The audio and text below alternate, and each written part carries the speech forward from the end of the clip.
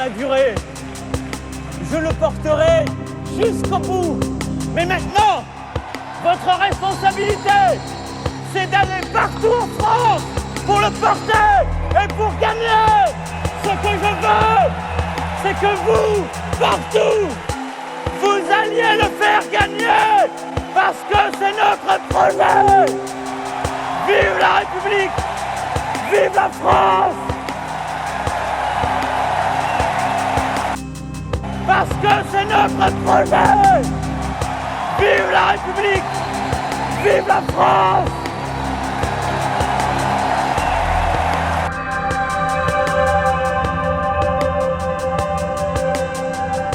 Donc, eh bien, comme c'est la tradition ici, on ne présente pas les invités dès lors qu'il s'agit d'habitués, puisque chacun d'entre eux, séparément, est déjà venu à la librairie. En revanche, quand ils sont deux, ce qui est le cas ce soir, puisqu'ils sont complices dans le travail, le livre qu'ils vont nous présenter, les livres qu'ils vont nous présenter ce soir, eh bien, je vais les inviter à se présenter mutuellement. Donc, Emmanuel, Yannick, à vous. Alors, Yannick Bosc est historien de la Révolution française. Il a, depuis les années 80-90, tu me corriges, hein, complètement permis de repenser le rôle central de Robespierre et de repenser le droit naturel dans la Déclaration des droits de l'homme. Donc c'est une nouvelle lecture qui s'est construite en montrant notamment le rôle capital de Thomas Paine. Je ne peux pas en dire plus, n'étant pas moi-même historien de la Révolution française, mais aujourd'hui, donc, Yannick, qui est maître de conférence à l'université de Rouen-Normandie, et qui a coécrit avec moi la préface du livre de Jean-Pierre Faye en folio essai qui vient de paraître. C'est toi qui vas montrer l'apport de Jean-Pierre Faye à l'interprétation de la Révolution française. Merci. Donc on est comparse ou complice de la même institution, puisque tu es professeur également à l'université de Rouen-Normandie. Donc on a un point de chute qui est un point de chute commun.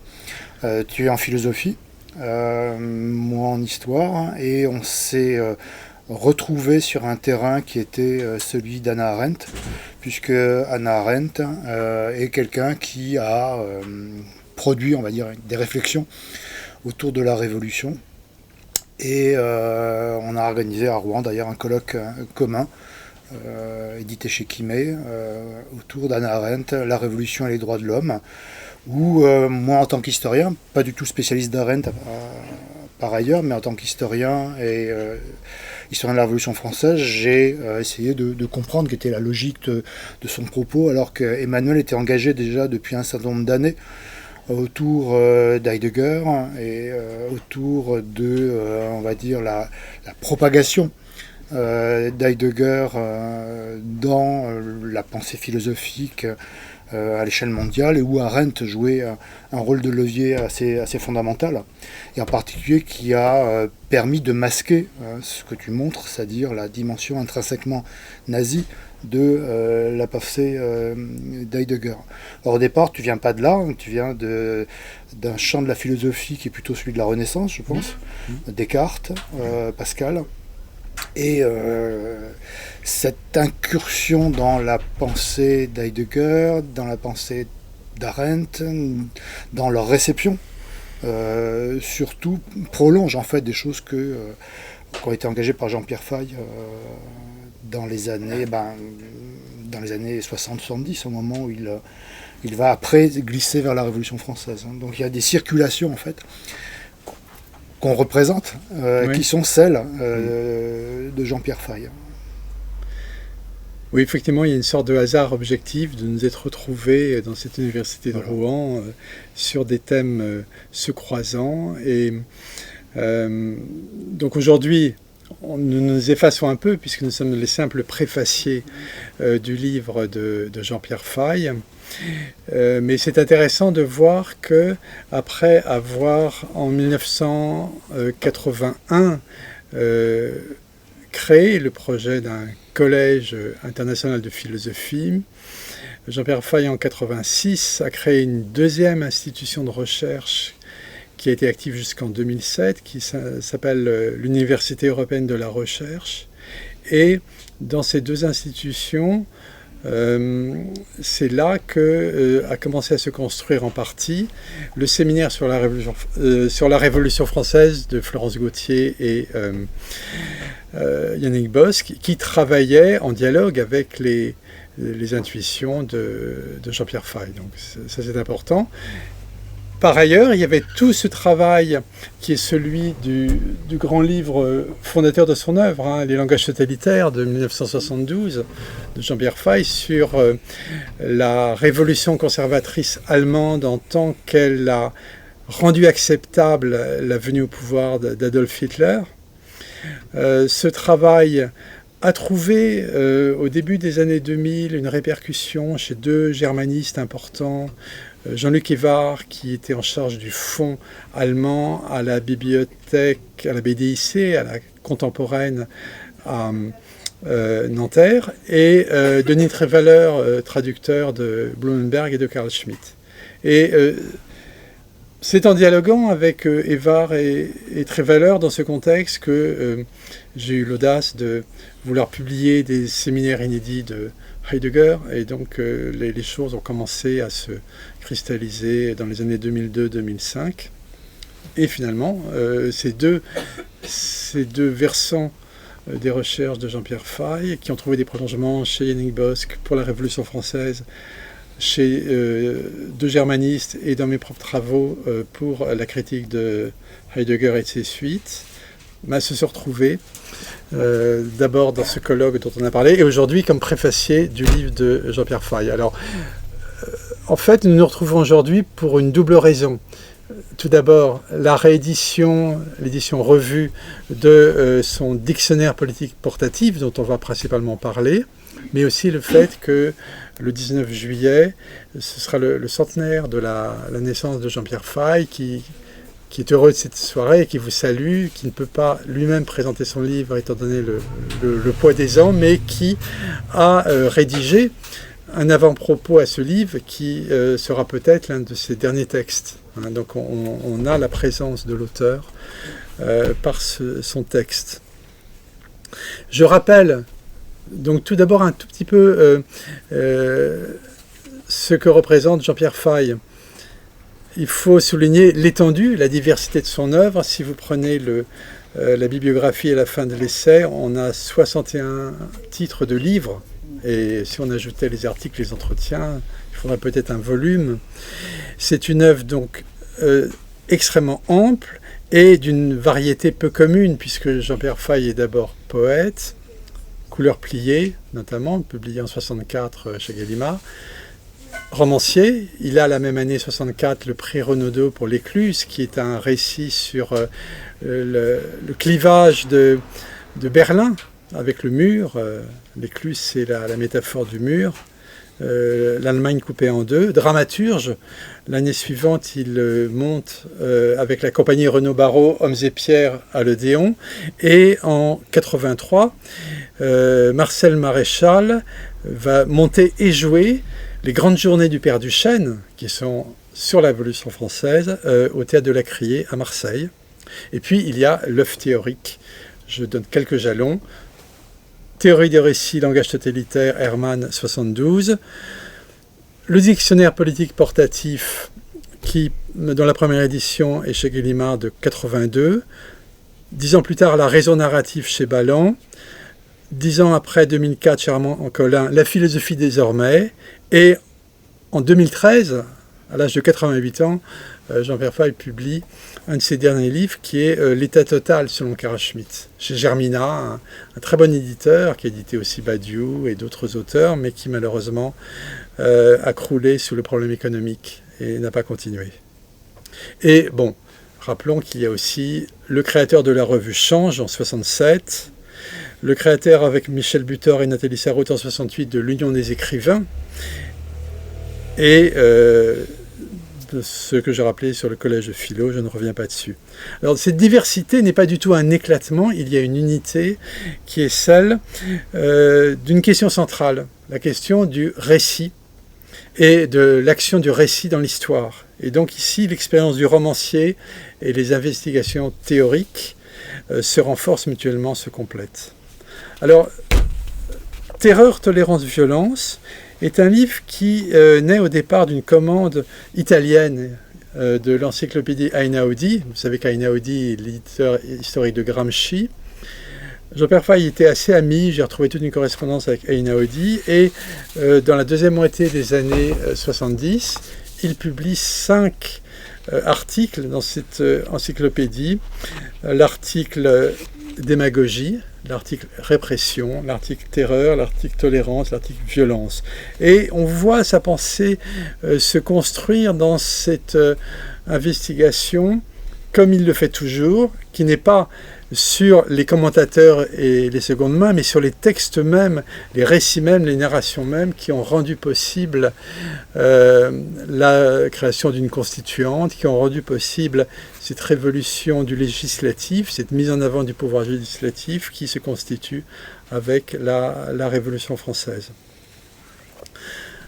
Je voudrais donc dire quelques mots sur le passage du premier moment, le travail sur la révolution conservatrice allemande avec les langages totalitaires, et le deuxième moment, 10 ans plus tard exactement, celui autour de la Révolution française dans le dictionnaire politique portatif. Lorsqu'il écrit les langages totalitaires, sa thèse d'État, Jean-Pierre Faye cherche à comprendre comment la venue au pouvoir de Hitler a été rendue acceptable dans l'Allemagne de Weimar, et reprend à la linguistique générative de Chomsky le concept d'acceptabilité pour le transposer dans le champ de la sociologie des langages. En 1923, Arthur Müller-Vandenbruck, l'auteur du Troisième Reich, avait compris que les discours traditionnels de la contre-révolution, ceux de Edmund Burke, ceux de Louis de Bonald ou de Joseph de Maistre, ne pouvaient pas suffisamment captiver les esprits. Une contre-révolution, c'est toujours quelque chose de rétrograde, ça ne peut pas. Et donc l'intuition forte, le génie politique, si on peut dire, de l'auteur du Troisième Reich, de Müller-Vandenbruck, ça a été de vouloir capter quelque chose de l'énergie révolutionnaire de la gauche, de la Révolution française, du marxisme, pour le mettre au service d'une, entre guillemets, révolution de droite. Et c'est là que se crée le premier pôle de ce que on nommera plus tard la révolution conservatrice, qui est celui de ce qui va s'appeler les Jungkonservative, les jeunes ou les néoconservateurs, auxquels on peut associer notamment Carl Schmitt. Et puis il y a l'autre pôle, le pôle des national-révolutionnaires, où le plus important est Junger, l'auteur en 1930 de la mobilisation totale. Et à la marge, vous avez un auteur tout à fait capital et dont les thèmes politiques ont été repris par l'extrême droite russe avec Limonov et Dugin, celui des nationaux-bolcheviques, avec à l'époque Ernst Nikisch, qui était proche de Junger. Et donc, vous avez cette bipolarité. Ce que Jean-Pierre Faye a très bien montré, c'est que la bipolarité gauche-droite est captée par l'extrême droite allemande, qui la recrée en quelque sorte, mais de manière transposée et problématique, entre les Jungkonservative et les nationaux révolutionnaires, ce qui leur permet de donner l'impression qu'ils captent l'ensemble du champ politique, alors qu'ils n'en sont qu'un extrême, qu'une radicalité, en fait, contre-révolutionnaire. Car le programme de ces deux pôles, c'est toujours de remplacer les idées de 89 par les idées de 1914, c'est le leitmotiv, de substituer au principe de l'égalité de tous devant la loi le postulat de l'inégalité des peuples et des races. Et dans ce programme, l'usage du terme de révolution, qui est identifié à la guerre, s'oppose foncièrement à l'esprit de la Révolution française avec la liberté, l'égalité, naturellement inscrite en chaque être humain, selon la Déclaration des droits de l'homme. Et donc, cette soi-disant révolution est, dans son principe, une contre-révolution qui ne se dit pas comme telle, mais qui vise à détruire les acquis de la Révolution française. Müller-Vandenbrouck parle de révolution des peuples jeunes, et Junger parle d'une mobilisation totale qui mime la levée en masse, la mobilisation des citoyens lors de la Révolution, mais cette fois au profit du Volkssturm germanique et de la revanche par rapport au traité de Versailles, etc. Et c'est ainsi donc qu'on va avoir deux syntagmes qui sont l'un et l'autre des oxymores, révolution conservatrice et national-socialisme. Et puis, on aura avec Vichy le thème de la révolution nationale, etc., qu'on retrouve aussi transposé chez Franco, etc. Donc, une fois publiés les langages totalitaires, Jean-Pierre Faye se met à travailler sur les narrations du Père Duchesne. C'est un auteur qui l'intéresse, qui le fascine, et il suit les échanges de la Constituante dans le Moniteur, où tout est transcrit. Et il y a toute cette décennie où Jean-Pierre Faye va travailler sur la Révolution française pour en défendre l'apport. C'est-à-dire qu'au moment où il travaille dessus, le but n'est pas polémique au départ. Le but est une investigation sur les langages de la Révolution. Mais il se trouve que dans les dernières années de 70, vous avez de nouvelles interprétations de la Révolution française qui saturent l'espace médiatique et qui tentent de faire croire que la Révolution française serait la matrice des totalitarismes du XXe siècle, aussi bien la terreur nazie que la terreur stalinienne. Donc la terreur de 1793 est vue comme annonçant ces totalitarismes. C'est une thèse qui n'est pas nouvelle, on la trouve chez Talmont déjà, Jacob Talmont, etc. C'est une thèse venue de la guerre froide, mais qui s'acclimate en France au moment où l'enjeu de politique intérieure, c'est les élections de 78, le programme commun de la gauche, la possible entrée de ministres communistes au gouvernement, les nouveaux philosophes crient un goulag français, etc. Donc c'est ce contexte, et donc Jean-Pierre Faye se heurte à cette montée en puissance des nouveaux philosophes. La barbarie à visage humain, 77, Bernard-Henri Lévy, ou Les maîtres penseurs, Glucksmann, la même année. Et l'année suivante, 78, paraît le livre sur la Révolution française d'un ancien camarade de lycée, François Furet. Jean-Pierre Faye et François Furet se connaissent depuis qu'ils ont 15 ans, ils étaient dans le même lycée. Et dans les années 50, il y avait des discussions passionnées, puisque Furet ne voulait pas entendre parler de ce qu'on appelait alors la colima. Il était dans la ligne la plus dure du PCF. Tous les deux au parti. Ah non, Jean-Pierre Faye n'a jamais été au Parti communiste. Non, jamais. Non. Mais Furet, oui. Oui, Furet était au parti. Il y a cette fameuse anecdote que me racontait mon père. Il me disait, un jour, le altisseur me demande, avez-vous été au parti? Et Jean-Pierre Faye dit, non, je n'ai jamais été au parti. Et l'altisseur lui répond, sage décision, ou un truc comme ça. Enfin, je ne fais pas de commentaires. Mais non, Jean-Pierre Faye a adhéré. À quelle époque, cet échange? Oh, ça, ils se sont... ça, je pourrais parler le moment où une discussion se noue entre Althusser et Jean-Pierre Faye, c'est au moment où Althusser intervient à la Société française de philo, c'est en 68. Et Jean-Pierre Faye lui répond en 73, donc c'est ces années-là. C'est tardif. Mais il y a un très bon...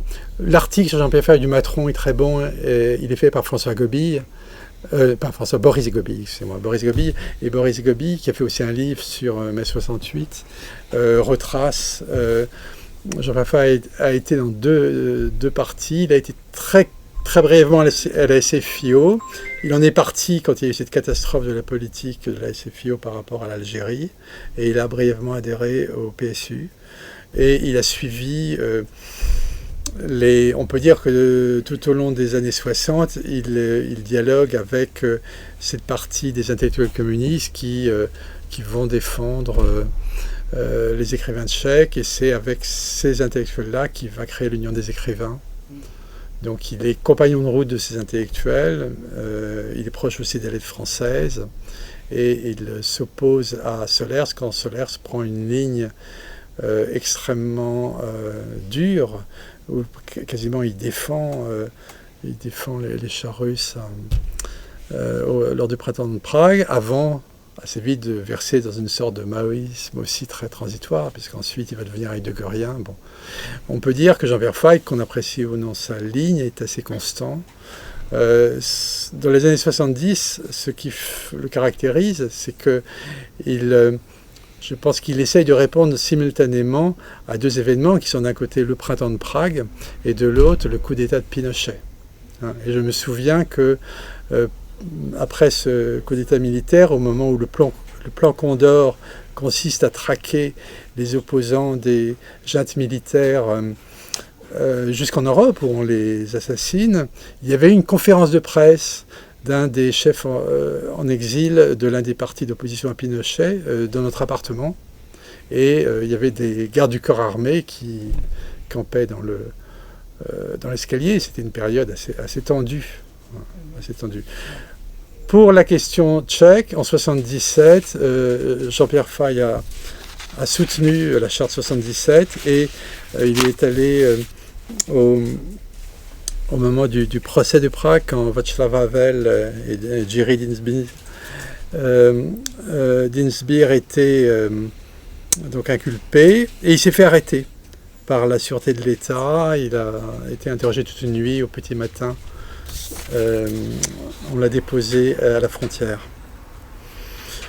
Donc, là où il ne suit pas du tout les nouveaux philosophes, c'est que pour lui, il y a un problème en Indonésie, en Amérique latine, etc. Et en 1975, notamment, au Vietnam, bien sûr, il publie un livre de Chomsky, Les bains de sang.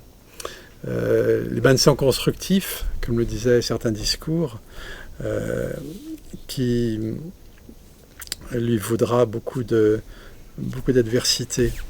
C'est un livre qui venait d'être censuré et interdit de vente aux États-Unis. Enfin bon, là c'était pour indiquer un petit peu la ligne. Je reviens maintenant plus sur la question théorique. Donc, qu'est-ce qui est commun entre Furet et les nouveaux philosophes? C'est un mot d'ordre que l'on lit dans Les Maîtres penseurs. Glucksmann écrit qu'il s'agit de terminer la révolution. Et Furet, l'année suivante, lui fait écho en intitulant la première partie de Penser la Révolution française. La Révolution française est terminée. Et sur ce plan, Jean-Pierre Faye pense tout autrement. Il s'agit pour lui de comprendre les révolutions passées, d'envisager les révolutions présentes et à venir, et de s'interroger sur le problème de la violence qui les accompagne. Du coup, à la fin des années 70, il se trouve pris entre deux fronts. D'un côté, il s'oppose aux nouveaux philosophes, notamment dans cet almanach du narrateur qui est écrit au Père Duchesne. Il y a eu 10 numéros qui ont été réunis ici. C'est assez confidentiel, mais c'est très ironique. Et c'est là où il dialogue de manière critique avec les nouveaux philosophes. Et puis, l'autre problème, c'est celui de la nouvelle droite, puisque de 77 à 81, Louis Pauwels ouvre les colonnes du Figaro Magazine qu'il a créé à Alain de Benoît qui met en œuvre une sorte de croisade contre ce qu'il nomme la doctrine de l'égalité. Et on voit dans un certain nombre de pages de Terreur, tolérance, violence ce double moment. Il est moins question des nouveaux philosophes explicitement. La question est vraiment de repenser la Révolution française en montrant qu'elle n'est pas terminée, qu'elle se continue, que la défense du législatif et de l'égalité sont toujours d'actualité. Il est beaucoup plus ironique ouvertement à l'égard de la nouvelle droite. Mais il y a une chose qui m'a frappé, c'est que finalement, il y a quelque chose de commun entre la nouvelle droite et les nouveaux philosophes, c'est leur même... Alors là, ils n'en parlent pas, si vous voulez, mais on peut le dire aujourd'hui, leur commune apologie de Heidegger. C'est-à-dire que parmi les articles d'Alain de Benoît dans le Figaro Magazine, il y a une tribune qui paraît le 5 juillet 80 qui s'intitule « Les chemins de Martin Heidegger », dans laquelle Alain de Benoît écrit que Heidegger fut, sans nul doute, le plus grand philosophe de ce siècle. Et il renvoie comme une autorité à Hannah Arendt, qui affirmait en 69 que Heidegger était le roi secret dans le royaume de la pensée. Donc, Alain de Benoît, qui au départ était un Nietzschéen assez peu heideggerien, mais qui devient heideggerien en 80. Et dans ces mêmes années, quand vous lisez La barbarie à visage humain de Bernard-Henri Lévy, vous voyez qu'il identifie, je cite, les textes heideggeriens à ce qu'il nomme la grande philosophie allemande de l'entre-deux-guerres. Donc dans les années 30, la grande philosophie allemande, c'est pas Cassirer, c'est pas Husserl, c'est Heidegger. Et il ajoute, dans un style emphatique qu'il apprécie, c'est là, je cite, que de manière exemplaire se pose la question non seulement du destin, mais de l'être même de l'Occident comme objet de pensée. Et assez curieusement, la même année, quand vous lisez les maîtres penseurs qui accablent Hegel et Marx, vous n'avez rien contre Heidegger si ce n'est des éloges. Glucksmann évoque, je cite, page 260 des maîtres penseurs, le commentaire extrêmement précieux que donne Heidegger des catégories fondamentales de Nietzsche. Donc, il y a une sorte de consensus, vous voyez, heideggerien, et c'est intéressant de voir, et nietzschéen. Alors là, bon, Nietzsche, c'est une autre question. Sur ce plan... oui, j'ai oublié de dire qu'un de leurs points communs, enfin ça va sans dire, mais ça va encore mieux en disant, c'est leur anticommunisme viscéral, à tous. Oui, oui. Y compris les Mao en peau de lapin, que Nicole connaît bien, bien connu, du genre Glucksmann père. Oui. C'est un des plus cinglés dans... Mais disons que c'est quand même intéressant de voir cette convergence nietzschéenne, parce qu'en 72, Alain de Benoît avait fait un livre avec Jean-Luc Marion, un livre chez Beauchesne, et c'est très, très intéressant de voir qu'à l'époque, Heidegger passe pour un théologien. Et donc vous avez Alain de Benoît, le nietzschéen païen, et de l'autre côté, vous avez Jean-Luc Marion, l'heideggerien théologien. Et 8 ans plus tard, Alain de Benoît a récupéré Heidegger. Il semble que plus Heidegger apparaît dans son nazisme radical, plus il se retrouve chéri par l'extrême droite. Ça, je voulais quand même souligner ce point. Alors, tu sais que Foucault lui-même, parmi ses innombrables Nietzschéens opportunistes, revendiquait au nom de Nietzsche le droit de se contredire. Hein, évidemment. Alors il est vrai que plus de rien. C'était ma génération, moi j'étais lycéen, mais la sortie du Nietzsche de Heidegger traduit par Klossowski a fasciné toute une génération, comme 30 ans plus tôt, Trétan. Et donc c'est intéressant de voir dans ce livre, il n'est pas beaucoup question de Heidegger, Jean-Pierre Fay en parlera plus tard, mais 4 ans avant, 3 ans, 5 ans, pardon, 87, 5 ans avant le livre de Farias, vous avez déjà des propos très ironiques sur Heidegger dans ce livre. C'est un peu une exception presque. Alors il y en avait quand même un parmi les nouveaux philosophes qui n'aimait pas Heidegger, il faut quand même le connaître, c'était Clavel. Son kantisme était assez insistant pour qu'il ne suive pas tout à fait Heidegger, mais c'est une critique dépolitisée, ça n'allait pas très loin. Alors je termine, je prends 5 minutes encore pour dire quelques mots sur la pensée politique de l'auteur de Terreur, Tolérance, Violence sur 3 points. Oui, donc la richesse thématique du livre est telle que je ne peux pas évidemment parler de tous les thèmes centraux, mais je voulais très rapidement pointer trois moments importants de la pensée politique de Jean-Pierre Fay dans ce essai. Le premier, c'est le rapport entre Marx et le pouvoir législatif. Jean-Pierre Faye, s'appuyant sur les écrits de jeunesse de Marx, donc à rebours d'Althusser, souligne que pour Marx, et il le cite, c'est une citation, « la totalité de l'État est le pouvoir législatif ». Et, autre citation, Marx considère que la participation au pouvoir législatif est un droit de l'homme. Et il faut se reporter à l'analyse que fait Jean-Pierre Faye de l'opposition chez Marx dans sa discussion du paragraphe 307 des principes de la philosophie du droit de Hegel entre Menschenrechte et Menschenrasse, entre droit de l'homme et race humaine. Et il rappelle que Marx critique également les énoncés de Hegel dirigés contre la souveraineté du peuple. Et là, il y a une phrase que je trouve vraiment forte de Marx que reprend Jean-Pierre Faye, c'est lorsque Marx oppose d'un côté la violence législative, violence symbolique, qui a fait la Révolution française et qui fait, précise Marx, les grandes révolutions universelles, et de l'autre, la violence gouvernementale qui, dit Marx, a fait les petites révolutions, les révolutions rétrograde. Cette citation est page 231 du dictionnaire dans l'article violence. Autre point capital qui montre en quoi justement se poursuit l'œuvre de la Révolution française, y compris dans les années 1870-80, ce que on pourrait appeler une des hypothèses centrales du dictionnaire politique portatif, celui des filtres de liberté. Jean-Pierre Faye adopte une approche à long terme. Il retrace l'histoire parallèle d'un côté des dispositifs de répression de l'État, notamment avec Napoléon III et le Second Empire, dont il montre que Tocqueville est au début un théoricien, et de l'autre, les filtres de la liberté politique.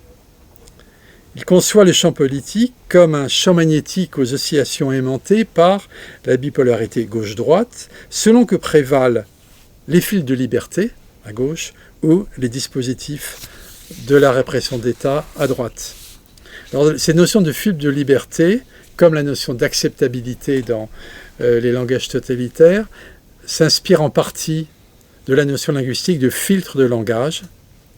Et l'exemple historique que propose Jean-Pierre Faye, c'est celui du Conseil d'État républicain et de son évolution à partir des années 70 au service de l'égalité de tous les citoyens devant la loi et de la définition de la responsabilité de la puissance publique.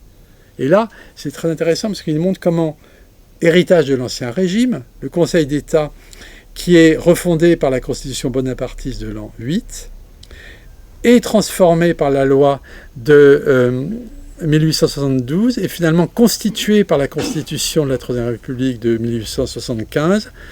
Et dans la jurisprudence, à partir des années 1880, il devient, je cite Jean-Pierre Faye, l'organe par lequel se vérifie le principe révolutionnaire fondamental, primat du législatif sur l'exécutif. Troisième point, pour conclure, qui est complètement d'actualité en 82, c'est l'abolition de la peine de mort. Et là, Jean-Pierre Faye prend un rebours, le père Duchesne, son leitmotiv, là qui est illustré par le peintre Francis Bernard, c'est « Brisons nos guillotines ». Et c'est la guillotine dont on sait qu'elle est encore en usage dans quelques pays auxquels, bon. Eh bien, un thème central se dégage. Donc, comment s'opposer efficacement à ce que Jean-Pierre Faye estime les excès de la violence révolutionnaire, comme à la violence d'État qui souvent procède. Et il est dans la ligne de l'abolition de la peine de mort, avec d'autres arguments que Badinter, qui argumente en avocat.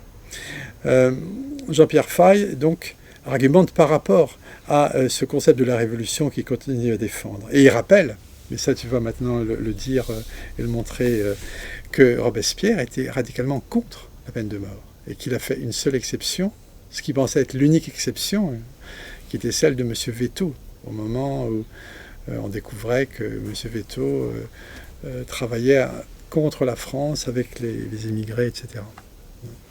Alors, j'aurais des choses à dire aussi sur la méthode de Jean-Pierre Faye, ce qu'il nomme la troisième critique, mais ça, ce sera dans les discussions. Donc, je crois qu'on est arrivé au moment où il faut mieux parler de la Révolution française.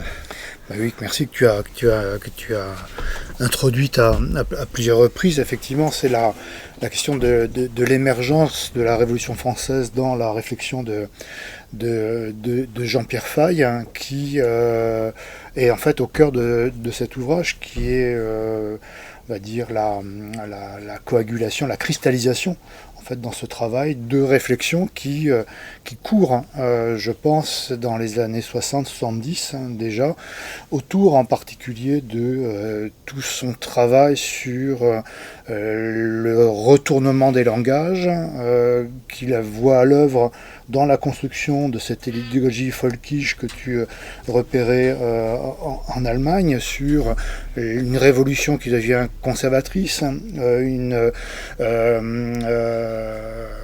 socialisme qui devient national, et où, comme tu le disais, il voit à l'œuvre dans les années 70 un discours qui devient massif dans l'espace public, qui est relativement tardif en France par rapport à son arrivée dans le monde anglo-saxon, qui est ce qu'on pourrait appeler le lieu commun totalitaire, ou de la question du totalitarisme dans l'espace public. Donc lui, spécialiste de cette question des langages totalitaires, il voit un discours dans lequel la question du totalitarisme devient petit à petit le langage de la Révolution, ou la matrice totalitaire, comme va le dire François Furet dans Penser la Révolution française en 1978. La matrice totalitaire est inscrite dans le projet de la Révolution française. Et donc il y a un retournement du langage qu'il voit à l'œuvre en fait dans l'espace public d'un point de vue politique, alors que c'est un objet qui est pour lui un objet de recherche, d'une part, et un objet de recherche dont il voit les échos ou le ressac également dans la situation du Vietnam. Hein. C'est quelqu'un qui soutient Solzhenitsyn.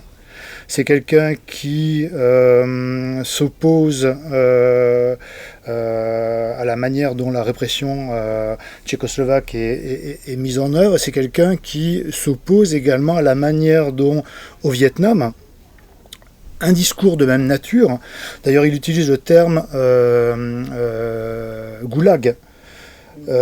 C'est Chomsky ou c'est lui qui utilise ce terme pour désigner ce qui se passe au Vietnam? C'est dans sa traduction du titre? Pour les bains de sang, peut-être. Oui, les bains de sang, oui. C'est Bloodbath. Bloodbath, mais il n'y a pas le terme de goulag. C'est possible. Je crois qu'il y a un moment donné... Oui, et d'ailleurs, justement, dans une des pages de l'almanach du narrateur Père de Chêne, il dit qu'il ne faut pas parler de goulag qu'à l'Est. Voilà, donc une espèce de mise en miroir, ou de mise en relation, de mise en abîme même de cette question d'un langage qui est censé être celui qui est porté par le totalitarisme et qui est fondé sur une falsification, que lui le retrouve à travers le bouquin que font Chomsky et Herman, qui le retrouve dans les États-Unis via Colby, qui est le personnage clé en fait de la propagande américaine au Vietnam, qui tente à retourner la libération des Vietnamiens en terrorisme, quelque chose qui me rappellera des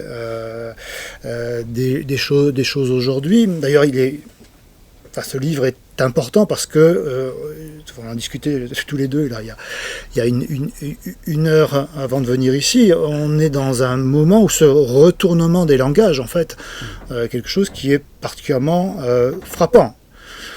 Et donc Jean-Pierre Faye voit comment, aux États-Unis, une propagande retourne le langage de la libération dans le langage de la terreur, le langage du terrorisme, et où finalement le langage de la libération devient le langage de son aliénation. Le langage de la liberté devient le langage qui est celui de l'anti-liberté en quelque sorte. Et ce qu'il voit dans l'usage de la Révolution française fait écho à tout ça.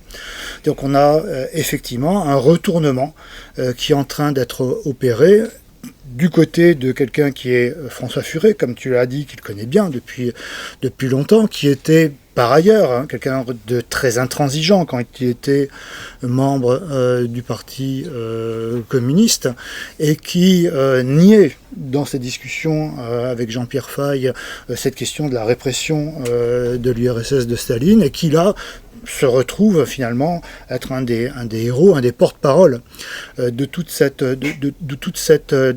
nouvelle doxa, de tout ce nouveau catéchisme en fait qui prend corps à ce moment-là, et qui prend corps dans une fonction qui est une fonction politique, dans un moment de guerre froide, hein, tu l'expliquais, on est dans un moment de guerre froide, avec un récit qui a déjà été construit auparavant. Tu as évoqué Jacob Talmon et son livre de 52, je crois, sur le totalitarisme démocratique, traduit en 66 en français.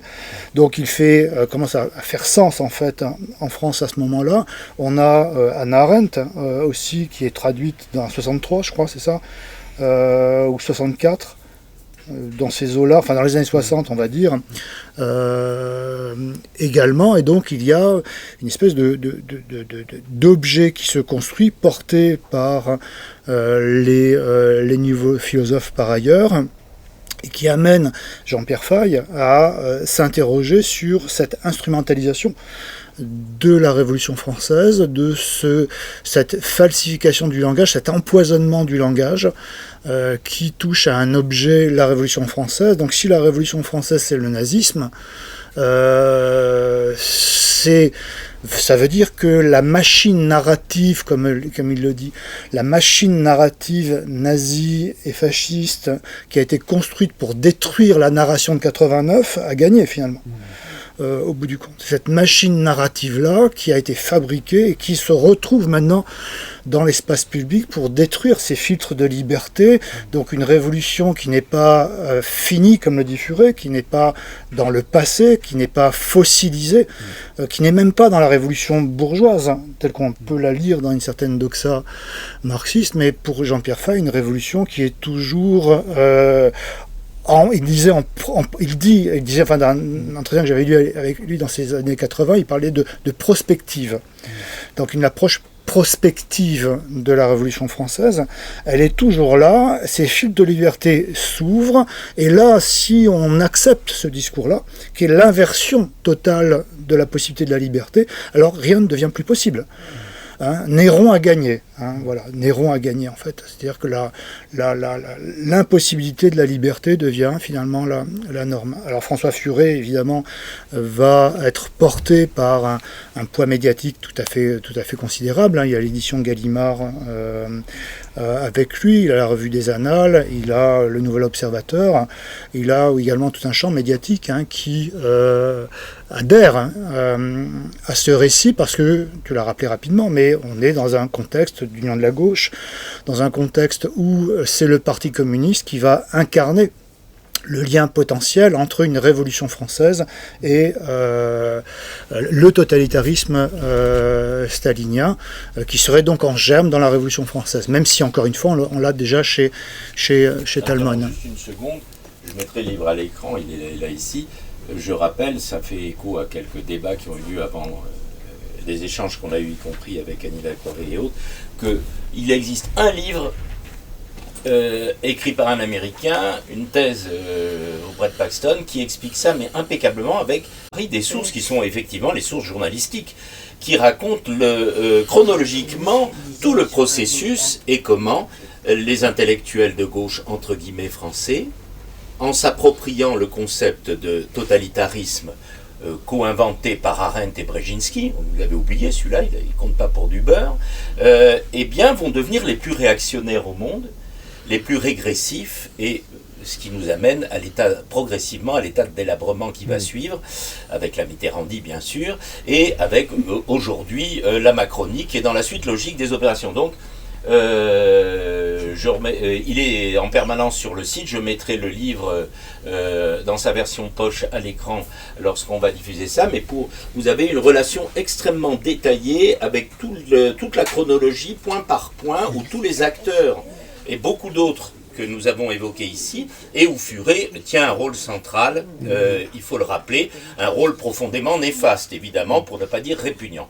Excuse-moi, je te rends la parole. C'est le bouquin de Christopherson.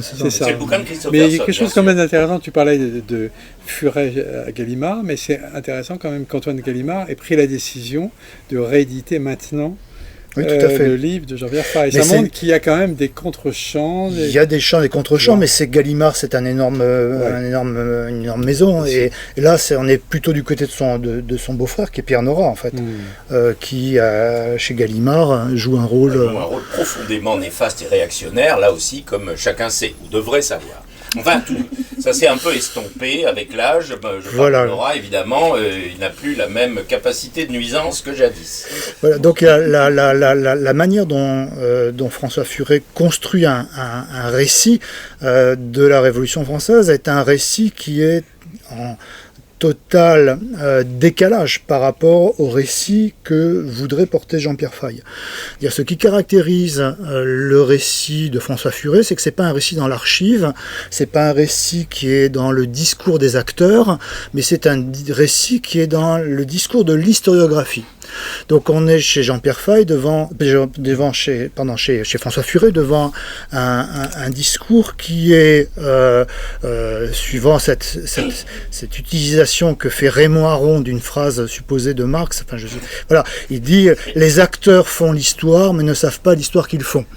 C'est devenu un thème qui il y a une espèce de lieu commun. Donc à quoi cela sert-il de regarder ce que disent les révolutionnaires, puisqu'ils ne savent pas l'histoire qu'ils font? Si on veut comprendre le sens en fait de leurs actions, il faut prendre de l'écart, prendre une certaine distance et regarder ce qu'ont pu en dire les interprétations postérieures de la Révolution française. Donc la Révolution française en tant que gisement de sens, d'action, de texte, de narration, n'a pas de sens scientifique pour François Furet, alors que c'est exactement le contraire chez Jean-Pierre Fay, où il va chercher des énoncés. Qui va sélectionner avec beaucoup de finesse des petites choses en fait, souvent, mais des énoncés qui sont des moments clés dans des situations où l'événement est central et où dans cet énoncé s'annonce ou se manifestent des basculements. Ce qu'il va appeler des événements de langage et qui sont la manière dont on peut saisir la Révolution française. Donc du côté des méthodologies, on est vraiment totalement à l'inverse. Dire quelles sont les catégories mobilisées par les acteurs, quel est le poids du langage, quel est le poids tu le disais, du pouvoir législatif dans cette construction de la liberté, quelles sont les tensions qui existent dans un horizon qui est celui de la liberté. Ça n'exclut pas la violence, ça n'exclut pas évidemment tout un tas de choses, par opposition à un discours de Furet qui est au contraire, on a là quelque chose qui revient en boomerang dans la Révolution française, qui est cette question totalitaire, qui est inhérente au projet révolutionnaire. C'est même pas Robespierre le problème. Il y a dans Penser la Révolution française un passage dans lequel François Furet dit mais c'est une erreur de faire de Robespierre un tyran sanguinaire. Contrairement à ce qu'on entend aujourd'hui. Furet ne pense pas que Robespierre soit un tyran sanguinaire. Il dit que faire un tyran... Il a des éclairs de lucidité. Voilà. Non, mais tu vas voir, c'est qu'il y a en fait... On parle de Furet, évidemment, oui, des éclairs de lucidité. Mais alors, il reconnaît qu'effectivement, c'est une erreur, voilà, mais qu'il a contribué à propager. Non, parce que c'est plus... Il n'était pas le premier à raconter ça. Voilà, c'est plus subtil que ça. Il dit c'est une erreur de faire de ce démocrate un tyran, de se modérer un sanguinaire, parce que c'est pas l'objet en fait. L'objet c'est pas Robespierre, l'objet c'est ce qu'il va petit à petit construire dans cet ouvrage en s'appuyant sur des historiens de la Révolution française un peu oubliés, très réactionnaires, du type Augustin Cochin.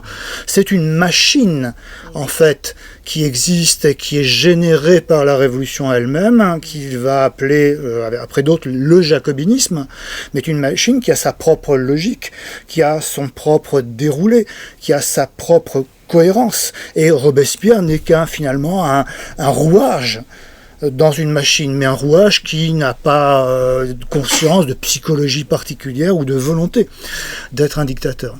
Donc c'est cette machine totalitaire qui est à l'œuvre dans le phénomène révolutionnaire en tant que tel, qui va se propager ensuite à tout type de révolution et qui doit être évidemment l'objet à combattre. Et c'est ça que démonte Jean-Pierre Faye à un moment où les historiens, alors moi j'étais étudiant dans les années 80, je commençais à faire des recherches sur la Révolution française, et face à ce rouleau compresseur de François Furet, financé visiblement aussi par la fondation Olin, alors je ne sais pas ce qu'il en est, mais c'est un de mes profs quand j'étais étudiant, qui est un historien important, qui s'appelle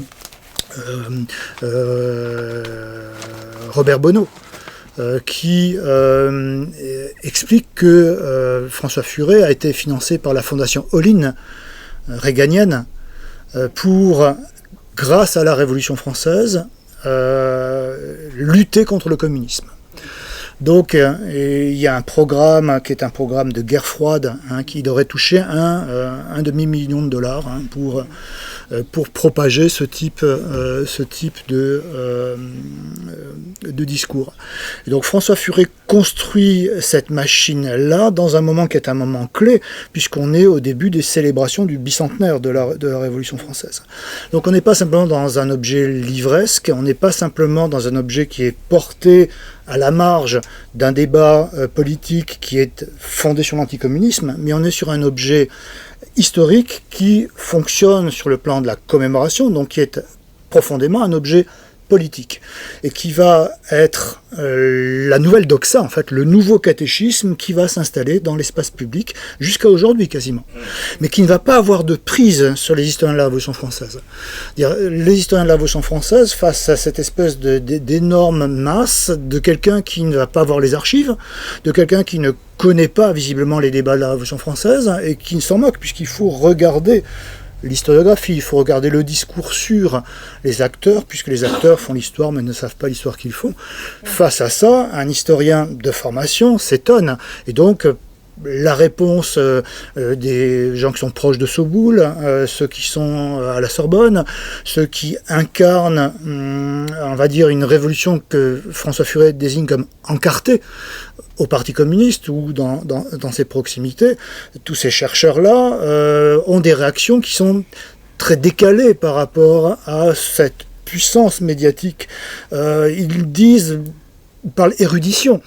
Il parle erreur d'interprétation, il parle approximation, il parle aussi à partir de réflexions sur Marx, l'histoire, etc., mais qui n'ont pas de poids du tout à ce moment-là. Et celui qui va permettre à ma génération, c'est-à-dire à de jeunes historiens qui commençaient à rentrer, qui étaient face à cette masse qui déferlait, qui va commencer à donner en fait des outils pour rentrer autrement dans la Révolution française, c'est Jean-Pierre Faye. C'est-à-dire quelqu'un qui va être sur le terrain à la fois de la philosophie politique en fait, mais en même temps un philosophe qui fait œuvre d'historien.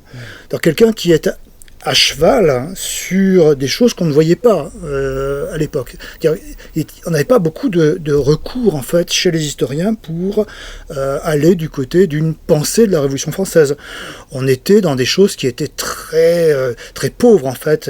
C'est Rousseau, c'est du langage à la Jean-Jacques. On avait des choses très généralistes. Et si on voulait regarder un peu ce qu'était la pensée de la Révolution française, il fallait déjà faire des incursions du côté des philosophes. Bernard Grothuysen, par exemple, philosophie de la Révolution française, là on pouvait essayer de comprendre un certain nombre de choses, mais il n'y avait pas de recours. Et donc quand Jean-Pierre Faye a écrit ce bouquin, ça a été une espèce de révélation des possibilités, à la fois politique dans une perspective contemporaine du message de la Révolution française, qui n'est pas simplement un truc muséifié dans le passé, dans la poussière, de la Révolution bourgeoise au mieux, ou alors dans le placard aux monstres du totalitarisme. Dans tous les cas, on invisibilise complètement l'objet, donc un objet qui avait des potentialités sur le plan politique, et en même temps un objet qui, parce qu'il était un véritable laboratoire historique, ouvrait à la recherche des champs qui étaient extrêmement novateurs et tout à fait importants. Et sur le plan de la méthodologie, c'est le moment où se croise en fait le champ de la philosophie. Alors on est ici tous les deux, c'est un peu la manifestation de ça, mais Jean-Pierre Faye en est l'incarnation, on le disait en introduction, de la manière dont le monde de la philosophie politique, donc le monde des idées, des abstractions, trucs qui sont dans les vapeurs là-haut, rencontre le monde de l'histoire, donc censément le monde matériel, le monde des réalités concrètes, le monde de l'action, le monde des choses matérielles. Et quand j'étais étudiant, j'avais fait ma maîtrise sur la pensée politique de Robespierre. Alors évidemment, Jean-Pierre Faye, c'était un recours possible, mais j'avais face à moi, c'était Jean-Nicolas qui dirigeait mes recherches à l'époque, quelqu'un qui me disait, et d'autres qui me disaient, mais monsieur Bosc, vous êtes dans l'histoire des idées, vous êtes dans les abstractions, vous êtes du côté des philosophes finalement, vous n'êtes pas du côté de l'histoire dans sa matérialité, et j'avais toutes les peines du monde à l'expliquer que des actes de langage qui étaient portés dans l'espace public par des gens qui ne sont pas en train de discuter comme nous dans une librairie ou devant un salon en train de boire le thé, mais qui sont des législateurs. Ces actes de langage, c'est des actes qui portent la loi. Et la loi, c'est tout sauf une abstraction. Parce que c'est au nom de la loi qu'on peut réprimer, par exemple, ou pas. C'est au nom de la loi que le même mot, liberté, peut être quelque chose qui est une atteinte à la liberté des autres ou à une atteinte à la liberté d'autres personnes.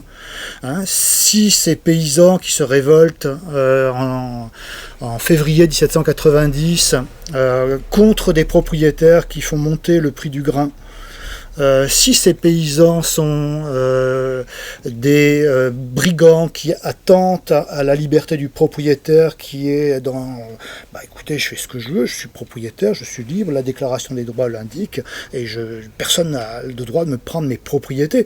Si ces paysans sont des brigands, alors on leur envoie la troupe, alors on va envoyer la garde nationale et on peut les réprimer. Si ces paysans sont des patriotes qui font la conquête de leur liberté, le fait d'avoir un droit à l'existence, c'est la base de ma liberté. Ces gens qui spéculent sur les prix attentent à ma liberté. Donc ce sont des patriotes qui agissent pour le message de la Révolution française, en fait. Et donc il faut les porter en triomphe comme étant des gens qui se battent pour les principes. Alors là, on ne va pas les réprimer. Donc à partir des mêmes mots, la même loi, si on ne gagne pas la bataille du langage, à partir des mêmes mots, une même loi peut être une chose et son contraire. Et le premier à avoir fait comprendre ça aux historiens, la force du langage en fait, le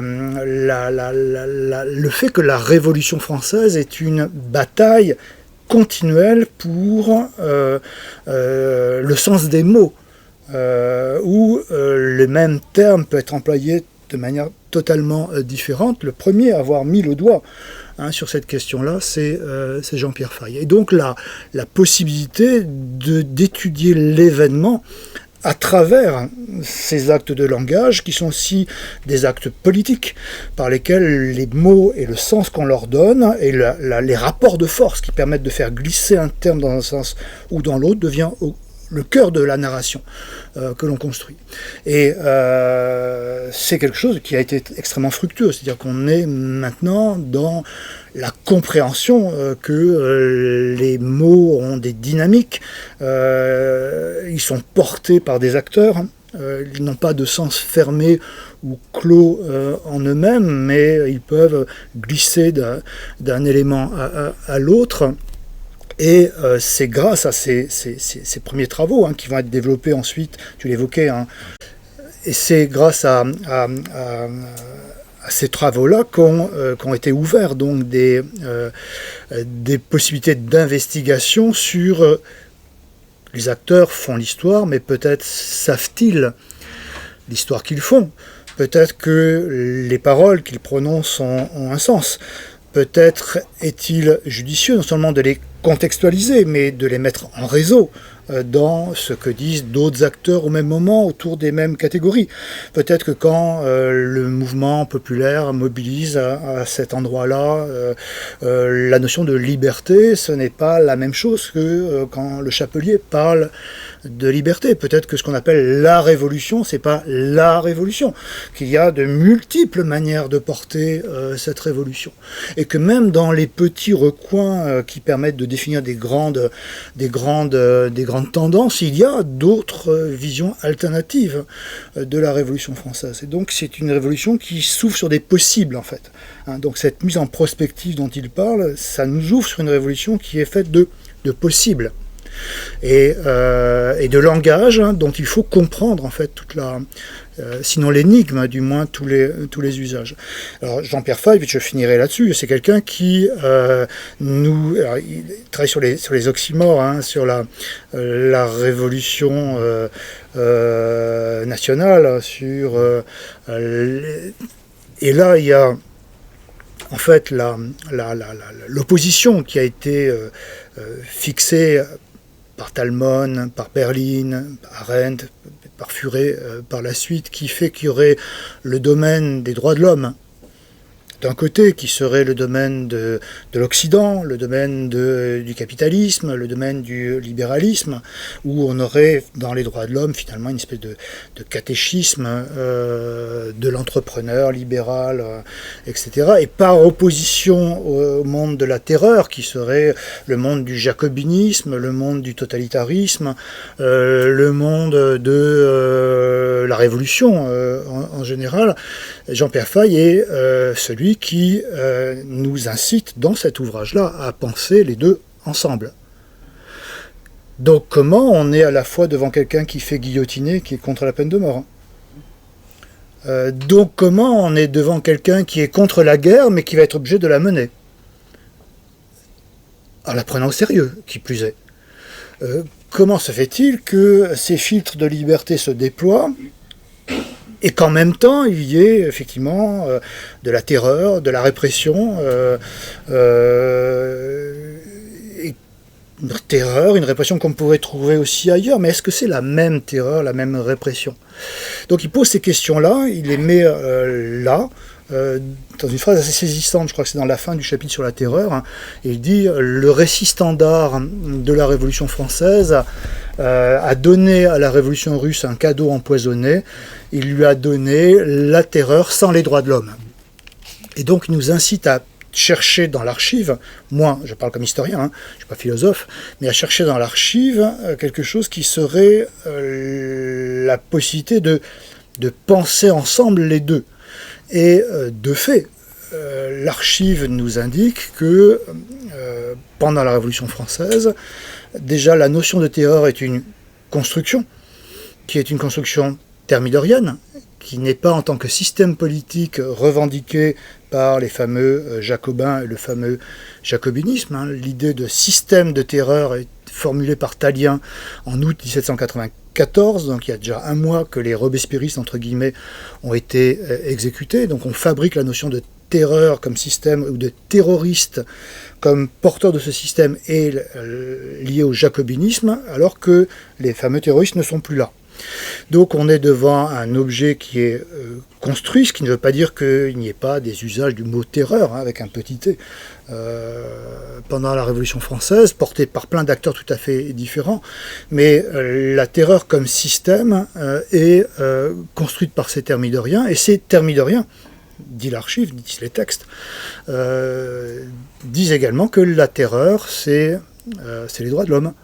C'est-à-dire que c'est dans les textes mêmes que l'on dit, mais ce moment où les terroristes se sont exprimés, c'est le moment où le peuple était constamment délibérant. Ce moment où les terroristes se sont exprimés, c'est le peuple qui a été anarchiste, en fait, qui a pris au sérieux la Déclaration des droits, qui a été une espèce d'énorme brûlot qui a mis le feu à tout et qu'il faut absolument resserrer, juguler, parce que ça va nous péter la figure. Donc on a cette intuition qui est porté à la fois par ses travaux antérieurs dans une situation politique bien particulière avec l'émergence de tout ce discours autour de François Furet, une intuition forte que les deux doivent être pensés ensemble et maintenant, depuis 40 ans, en fait depuis, les travaux que l'on fait montrent que, bah oui, si on veut comprendre la Révolution française, il faut comprendre le fait que les deux se tiennent ensemble. On ne peut pas penser la Révolution française sans être à la fois dans la terreur et dans les droits de l'homme, mais une terreur qui est redéfinie, on en reparlera si vous voulez, par rapport à ce qu'on peut en entendre. Voilà. Donc toute une génération, enfin non, les 3 générations en fait, d'historiens qui ont travaillé à partir de ces intuitions de Jean-Pierre Faye. Voilà. On va laisser là on va passer le débat. La parole au public pour les questions. Du public, je présume qu'il y en a. Non? Si? Oui? Alors, allez-y. J'ai pris des notes. Oui? Je vous écoute. Merci déjà, je trouve ça très passionnant. Il y a plein de portes ouvertes. On a très envie de les explorer. Emmanuel Faye, vous avez montré que le travail de Jean-Pierre Faye s'enracine dans une défense profonde de la Révolution française, contre les lectures qu'il associe, on va dire, à la genèse des totalitarismes. Mais puisque le dictionnaire portatif, de politique portative, d'ailleurs j'aimerais bien savoir comment on passe d'un titre à l'autre, accorde vraiment, à la terreur, il en fait un concept opératoire. Comment distinguer dans sa pensée à lui ce qui relève d'un usage politique légitime de la violence révolutionnaire et ce qui, au contraire, ouvre les portes à des justifications dangereuses. En d'autres termes, quels sont les critères qui permettent de ne pas tomber dans un relativisme historique où toutes les violences s'équivalent? Alors, question. Un petit mot sur le titre d'abord. En fait, au départ, effectivement, alors il y a un point dont je n'ai pas eu le temps de parler, je vais en parler parce que c'est important, c'est que quand Jean-Pierre Faye propose les 5 articles à l'encyclopédie Einaudi, dans l'article violence, il y a un paragraphe sur le problème des réfugiés italiens en France, dont Anthony Negri, c'est-à-dire ceux qui justifiaient un certain usage assez rude de la violence au moment des années de plomb. Et vous avez en France Félix Guattari et Jean-Pierre Faye qui sont à cette époque tout à fait amis. Ah bon? Oui, ils sont amis, oui. Tiens donc. Ils sont très amis. Vraiment, mais c'est une amitié, on peut dire, on ne va pas dire que c'est une amitié théorique, parce que Jean-Pierre Faye ne lit pas beaucoup Guattari, et franchement, je pense que c'est réciproque. C'est une amitié vraiment de 2 personnes qui pensent qu'il faut essayer de... en France, le problème de Jean-Pierre Faye, c'est comment sortir du fait que depuis 23 ans, il n'y a pas eu d'alternance, que c'est toujours la droite depuis 58 qui est en France. Imaginez 23 ans de droite, c'est quand même... C'est déjà la droite avant. Oui, mais bon, là... Attends, faut pas... Oui, d'accord. Bon. Ici, il ne faut pas nous raconter ce genre de truc. Oui, alors on va me dire un peu plus de 23 ans. Oui. On va remonter à... Alors, je ne sais pas ce que tu diras des programmes de la résistance, mais en tout cas, bon. Ah oui, mais tu parles de 58. Il y a eu une brève période, effectivement, où la droite a vacillé. En tout cas, ce qu'on sait, c'est que il y a eu en Italie des moments très durs, avec une réponse extrêmement répressive de l'État, avec des milliers d'Italiens emprisonnés, parfois pour des actes de crimes de sang, parfois sur simplement une phrase qui a été entendue. Enfin, Guattari, comme Jean-Pierre Fay à ce moment-là, pense que pour ne pas qu'on reduplique ce problème, que la France à son tour connaisse des années de plomb, il faut aller vers quelque chose comme une amnistie, où il n'y ait pas cette concurrence de la violence révolutionnaire et de la violence d'État. C'est la position. Et alors, ce qui s'est passé, c'est que le paragraphe en question, que vous trouvez dans l'édition Gallimard, a été supprimé de l'édition Einaudi sans qu'on le dise à Jean-Pierre Fay. Il découvre le texte, parce qu'évidemment, Einaudi, qui avait en plus à l'époque crise économique, sa maison était sur le point de fermer, il ne pouvait pas se permettre, dans le contexte italien, de publier cette page.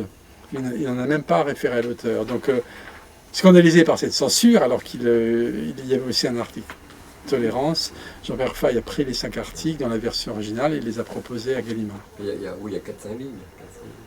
C'est pas des pages, il y a 4-5 lignes. J'ai dit que... Oui, enfin, c'est un article. C'est une page et demie, oui, c'est très court. Oh, c'est très court. C'est Un article. 4-5 lignes. Oui, c'est très court. Mais bon, donc c'est question de l'amnistie des... Et donc, il y a effectivement cette pensée chez Jean-Pierre Fay que le processus de la Révolution française, qui a constitué le politique moderne, puisque l'opposition droite-gauche vient de là, comme on le sait, elle n'existe pas auparavant, ce processus doit se continuer, mais tentons de faire qu'il se continue avec le minimum de violence d'État possible et le minimum de violence tout court. Donc, comment cela est-il concevable? En mettant l'accent sur le primat du législatif. Donc c'est quand même le grand fil directeur. Ce qui fascine Jean-Pierre Fay, c'est que dans la Constituante, ceux-là même qui à un moment ont le pouvoir, comme Robespierre... Qu'est-ce que Guattari vient faire là-dedans? C'est ça qui me surprend. Non, mais, cinglé, voilà. Guattari de vraiment son... cinglé, lui. Non, mais Guattari de son côté, qui avait un côté festif, on va dire. C'est comme ça qu'on le présentait, oui. Nicole, qui l'a bien connu, pourra t'en parler. Bon. Le nom de Suicider à Laborde. Ah oui, le problème de Laborde. C'est bien dû à Oui, c'est dans le genre. Mais après, il n'a pas eu... Bon, bref, excuse-moi, je t'ai interrompu. Mais si vous voulez, on est entre deux personnages. D'un côté, il y a Guattari, de l'autre, il y a Mitterrand. C'est cette fameuse doctrine Mitterrand qui va être celle, effectivement, de ne pas extrader les réfugiés politiques italiens en France. Parce qu'il y avait un excès de la répression du droit en Italie, selon Mitterrand.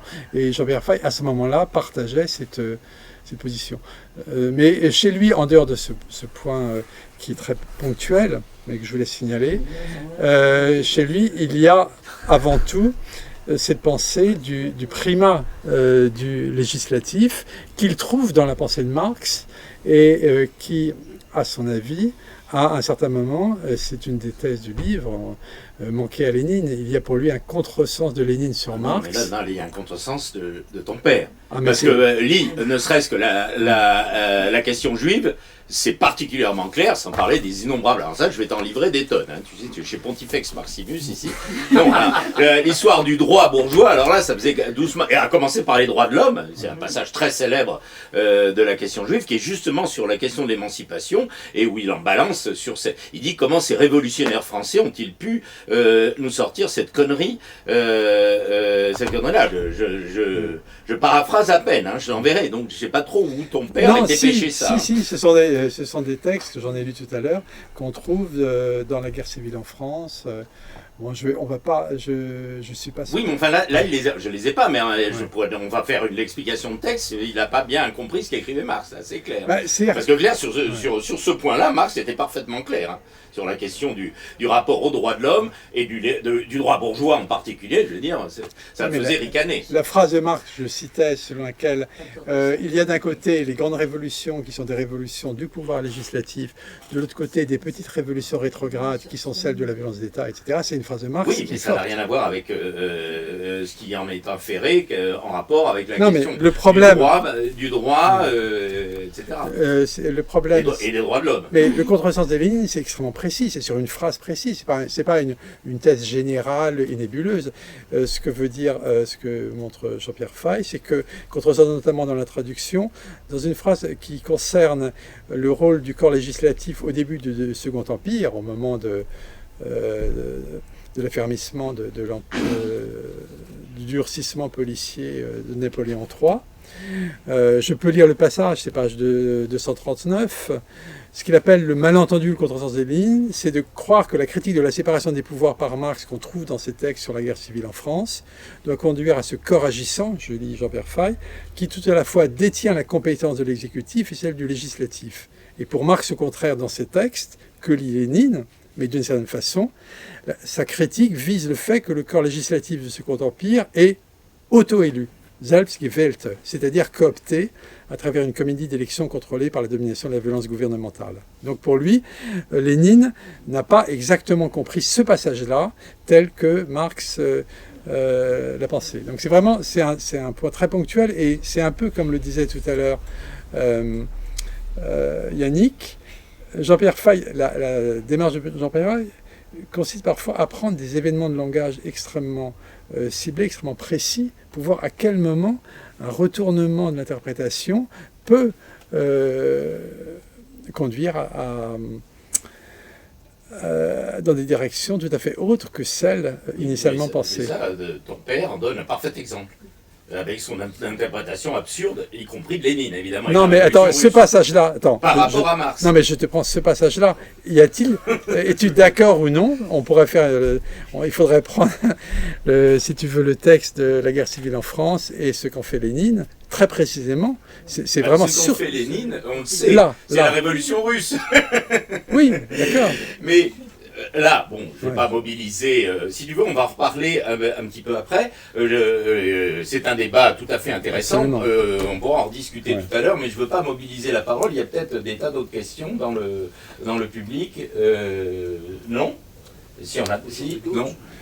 Madame. Ça va peut-être encore plus chauffer. Allez-y. Je suis germaniste et je donne des cours en histoire des idées.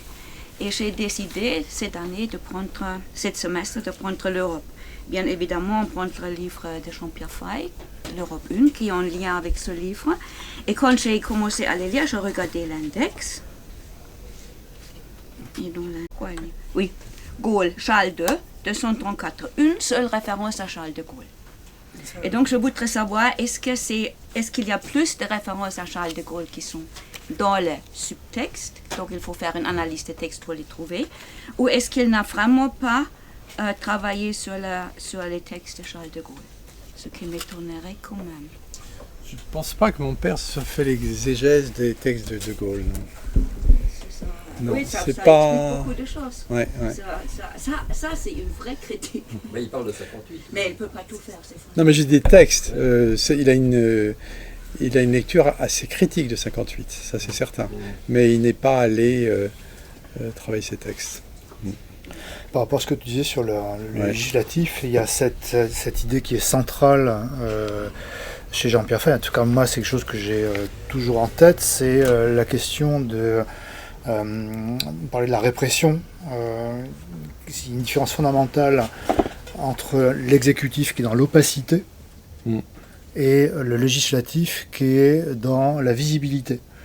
Donc on est dans une répression qui est toujours dans l'espace public, alors que quand elle est du côté du législatif, donc pendant la Révolution française, alors que dans l'exécutif, on est toujours dans les cénacles, quelque chose qui est fermé et qui ne se fait jamais dans la visibilité de tous. Ce qui explique aussi le poids de la répression dans la Révolution française, c'est qu'elle est toujours en visibilité. Elle n'est pas masquée, elle est toujours présente.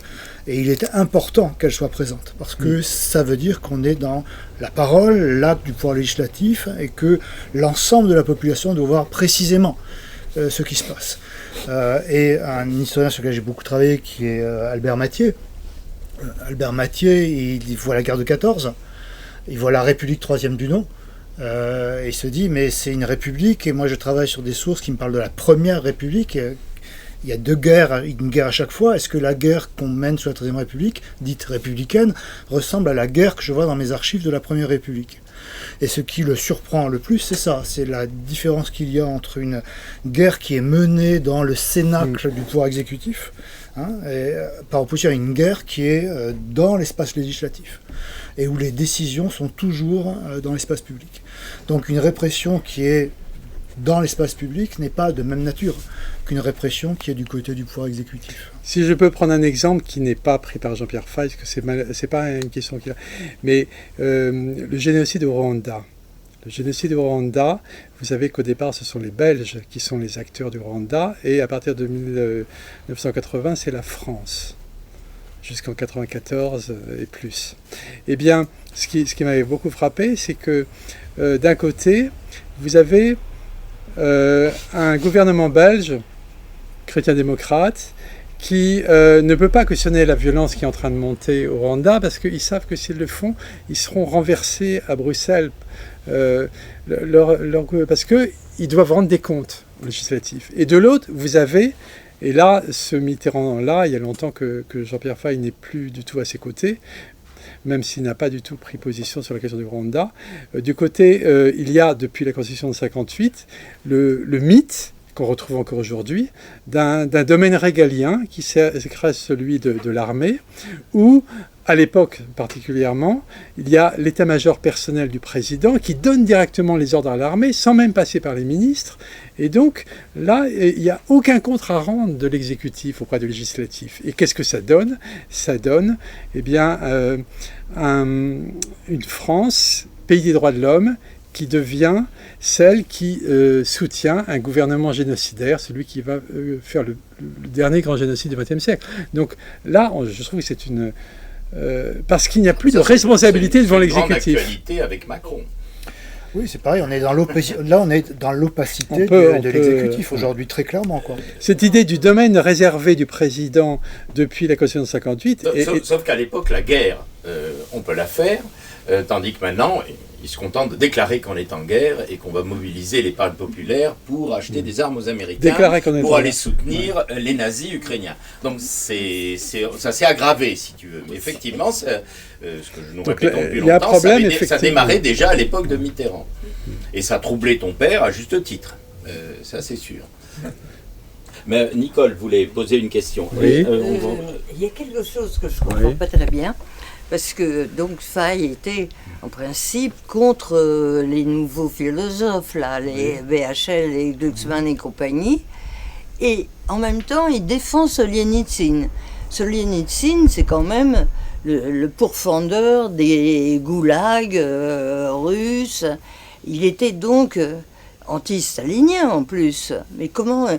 Il y a une contradiction entre non, justement, c'est ça c'était le non-dit.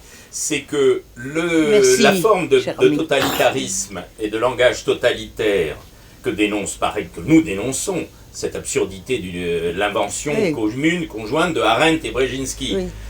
Les gens comme peut-être Emmanuel, mais en tout cas son père, et c'était la contradiction centrale, on va dire, à l'époque, adhérer à l'idée que, c'est ce qui vient d'être dit, Lénine, par exemple, avait dévoyé, au travers de la Révolution d'octobre, celle qui pourtant l'inspirait, au moins autant que la Commune, qui était la Révolution française. Et c'est de là que va naître la conception du totalitarisme, aggravée par Furet, parce que les ennemis... Les totalitaires de Arendt et Brzezinski, c'était pas du tout Robespierre, c'était les communistes, le communisme. C'était l'équation centrale, c'était la guerre froide.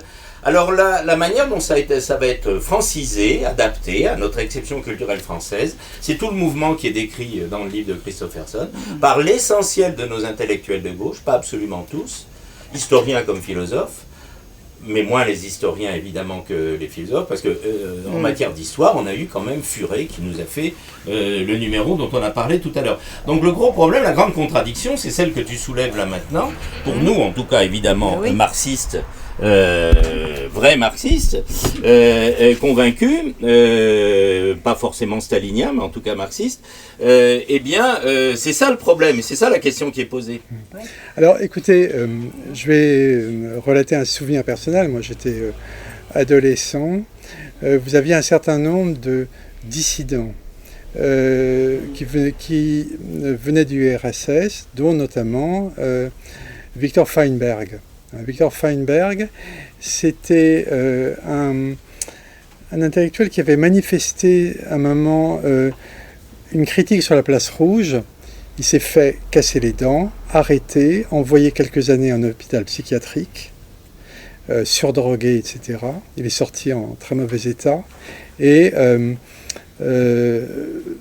Jean-Pierre Fay, son épouse, l'avait recueilli. Il est venu plusieurs fois. On avait une petite ferme près de Provins. Il passait des week-ends avec nous. On essayait de l'aider à remonter. Donc c'était, il faut voir cette époque où il y avait quand même des êtres humains qui arrivaient complètement cassés d'Union soviétique. Et c'était une réalité humaine, toute simple. De même que quelques années plus tôt... C'est beaucoup plus facile à comprendre que sa connivence avec Guattari, si tu veux. Non, mais je veux dire, c'était ça. Que la subjectivation, comme ils disent maintenant, amenait à ce genre de contradiction. C'est comme quelques années plus tôt, quelques années plus tôt, quand il y avait un dissident de Pinochet en exil qui risquait à tout instant de se faire exécuter et où personne n'avait le courage de lui trouver un local pour une conférence de presse. Il est venu faire sa conférence de presse dans notre appartement. Donc pour moi, si vous voulez, on peut être antitotalitaire en ce sens humain, c'est-à-dire qu'il y a des formes de répression, il y a des victimes, il y en a eu en URSS, il y en a eu en Amérique du Sud, et quand la France jouait ce rôle d'essayer d'écouter ces victimes, de les défendre, et de porter en public le discours qu'ils avaient, moi je pense que c'est important. Maintenant, Solzhenitsyn, on sait comment il a évolué. C'est une personnalité qui a lui aussi eu quand même quelques déboires, qui ensuite est devenu ultra-conservateur, ou s'est révélé ultra-conservateur, etc. On peut le critiquer. Mais la réalité des dissidents à l'époque était là, simplement, à la différence des nouveaux philosophes qui ne voyaient de problème qu'à l'Est. Jean-Pierre Fay était de ceux qui défendaient, on va dire, un peu les gueules cassées d'où qu'elles viennent. Et ça, je pense que c'est important. Oui. N'empêche qu'au long de ça, il va valider ce concept absurde, d'un point de vue scientifique, notamment historique, de totalitarisme, qui ne permet certainement pas d'expliquer l'analogie. Pas du tout. Jean-Pierre Fay n'utilise jamais le terme totalitarisme, il le critique. Oui. Et c'est très important parce que... Mais il va quand même se revendiquer, en tout cas c'est ce que tu viens de dire, antitotalitaire. Non, en tout cas, je crois pas qu'il ta langue a fourché. Non, il n'utilise pas le mot antitotalitaire, c'est un mot que tu utilisais qui est déjà sans isme, en disant que Jean-Pierre Fay faisait partie des véritables antitotalitaires. Je le prends en ce sens, c'est-à-dire que quand il y a une répression au Chili ou une répression sur la place rouge, il faut les écouter. Ce ne sont pas les mêmes, etc. Mais on ne va pas les mettre... Il y a des phrases tout à fait significatives. L'idéologie dominante consiste précisément à les mettre en parallèle et établir des équivalences. Oui, mais c'est pour ça que excuse-moi, la question que moi je voulais te poser, puisqu'il n'y en a finalement pas trop... C'est ce qui reproche aux philosophes. Ça j'ai compris. C'est une contradiction, c'est un désaccord fondamental entre ton père, toi et nous, si tu veux.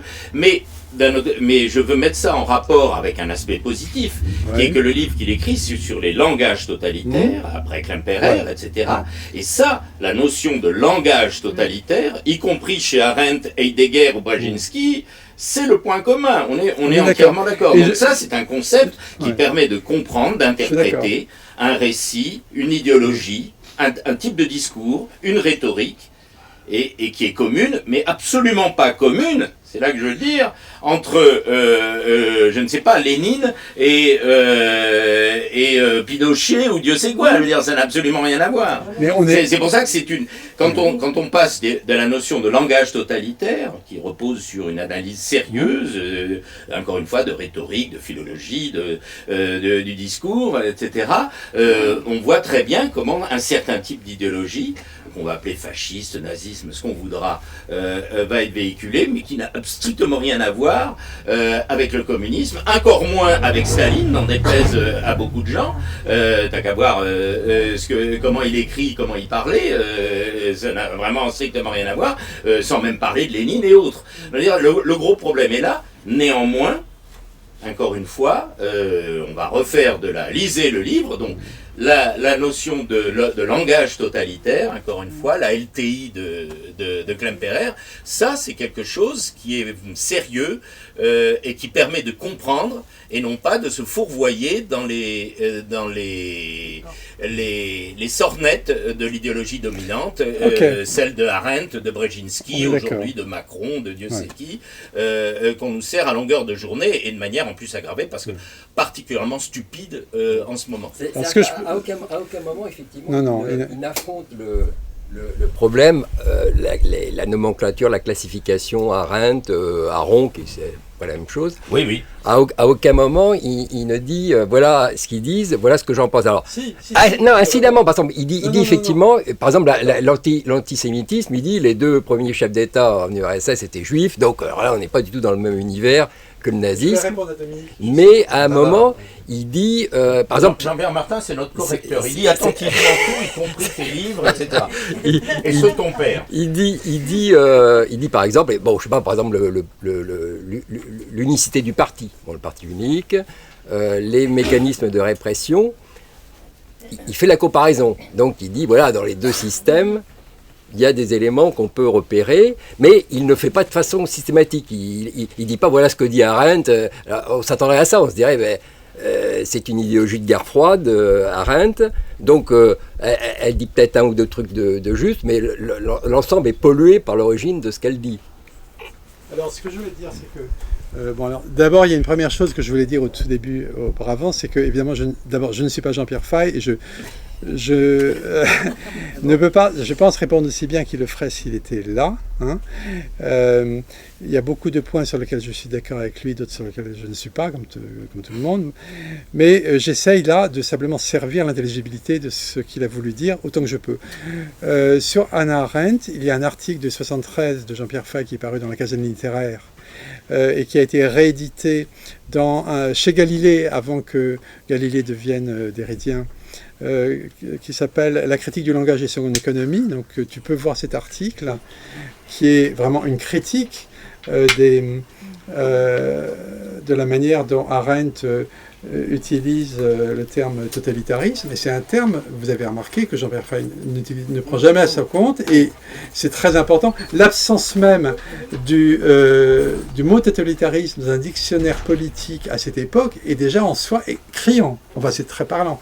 Et du côté d'Arendt, il y a un blackout total, parce que c'est très intéressant, si vous lisez la correspondance entre Marie McCarthy et Arendt, Marie McCarthy qui passait à Paris, qui était une romancière, croise Jean-Pierre Fay dans un café, et en tant que romancier, ils discutent, etc.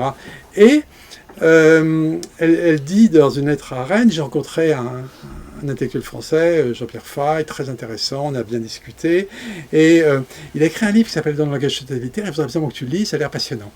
Silence total d'Arendt, qui relève pas ça.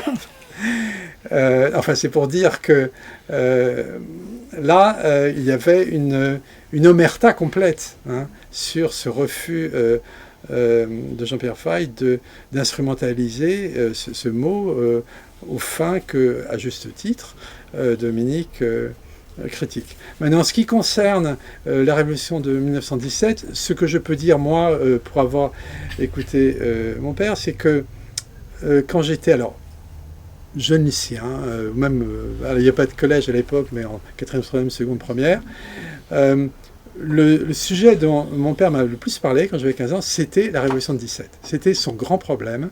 Il voulait vraiment défendre ce moment. Et pour lui, ce qui faisait problème, et là, il aurait été en désaccord avec toi, ce qui faisait problème, c'était l'après-Lénine, c'était le camarade Staline. Ça, j'avoue que ça ne... Mais apparemment, il était déjà ça marchait pas pour Lénine. Non, justement, à l'époque, pas du tout. Pas du tout. Même oui, là, non, Lénine s'était trompé, oui, il avait mal compris. Non, c'est ça. non, pas du tout. Il n'était pas du tout là, à l'époque, justement. Il insistait beaucoup, il le fait encore ici, sur le fameux testament, ou Lénine, le testament, comme tu sais, qui n'a pas été tellement mis en avant par le camarade Staline, hein, ce testament... Ah oui, je montrerai ça à l'écran. D'accord. Pour que les gens comprennent ce que savent nos deux invités, où ils mettent les pieds. Bon. Voilà. En tout cas, la position de Jean-Pierre Faye, à l'époque où il discutait avec Althusser, etc., dans un désaccord que je pourrais développer, il n'était pas d'accord avec la coupure épistémologique, etc. Ça, il avait raison. Bon. C'était que le problème se jouait dans le passage de Lénine à Staline. Et donc, il n'y avait pas chez lui, à ce moment-là, de critique de Lénine. En gros, c'était la thèse trotskiste, ça, donc elle était hyper répandue. Mon père n'a jamais été trotskiste. L'idéologie de l'intellectuel petit oui, bourgeois des années 60. Ton problème, Dominique, c'est que tu veux toujours... enfin, je vois ta manière de me parler. Hein, tu veux toujours... Totalitaire. Non, tu veux toujours... situer ton interlocuteur, s'il n'est pas d'accord avec toi, dans tel camp. Il va être petit bourgeois, il va être trotskiste. Jean-Pierre Faye n'a jamais été trotskiste. Non, alors, c'est pas, pardonne-moi, c'est pas ce que j'ai dit. J'ai dit ce que... Oui, tu veux... Les doutes qui traversaient, c'était une chose extrêmement courante à l'époque, puisque c'était en gros la base de la nébuleuse trotskiste. Oui, mais bon, je veux dire, sur ce plan, Jean-Pierre Faye n'a encore une fois jamais été trotskiste. Il n'a pas plus été trotskiste qu'il n'a été au PC. Non, il n'a pas été au PC. Contrairement à Furet, contrairement à Althusser, évidemment, contrairement à Foucault même, ou autre. En tout cas, donc, ce que je voulais dire, c'est que ce qu'il appelle le malentendu ou le contresens de Lénine, c'est un truc très ponctuel. C'est vraiment sur l'interprétation d'un passage de Marx concernant la guerre civile en France. Il ne faut pas extrapoler. Je ne peux pas en dire plus parce qu'il n'y a pas, à ma connaissance, de texte de Jean-Pierre Faye faisant le procès de Lénine, ou pas du tout. Sur un plan précis, là, sur cette phrase, je trouve que Lénine n'a pas compris que la critique que Marx fait de Napoléon III et de ce que devient le corps législatif sous Napoléon III, c'est-à-dire une pseudo-assemblée qui en fait est complètement noyautée par l'exécutif.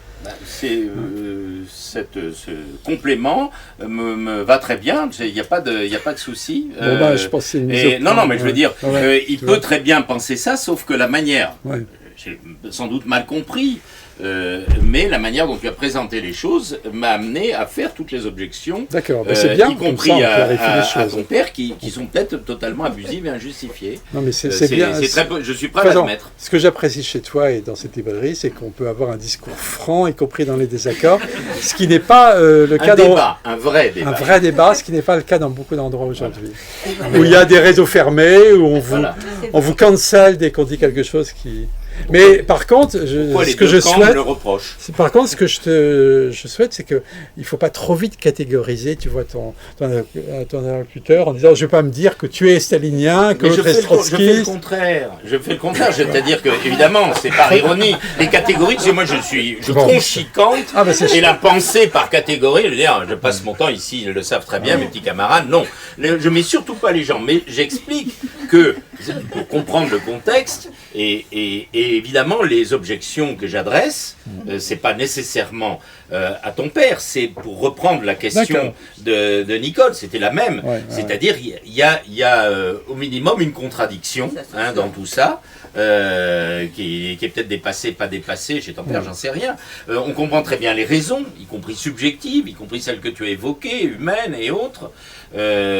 Mais il y a un débat sur les conséquences qu'on en tire et que j'ai peut-être mal interprété, c'est tout ce que je veux dire, mais on n'essaie pas de catégoriser les gens, on essaie de rappeler que ce que nous avons aujourd'hui, pour des raisons qui ne sont pas, je dirais, structurales, mais typiquement idéologiques, historiques, politiques, extrêmement facile à dessiner, d'en dessiner les contours, c'est la continuité d'un mouvement général dans lequel, y compris des idées et des conflits politiques ou idéologiques qui avaient lieu dans la période que tu as dite, c'est-à-dire la fin des années 60, les années 80, etc.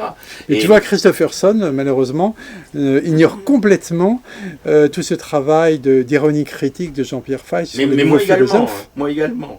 Mais c'est là où je trouve que la cartographie de Christophe Furson est tout à fait intéressante, et je l'ai dit dans un petit mail, et j'étais un petit peu d'ailleurs surpris. Tout à l'heure, j'ai vu que Annie l'aquariste envoyait mon message à Christophe Furson sans me demander. Non, c'est moi. Ah, c'est toi? C'est moi. Ouais. Bon, alors c'est un peu... celui qui fait beaucoup de bruit, qui fait...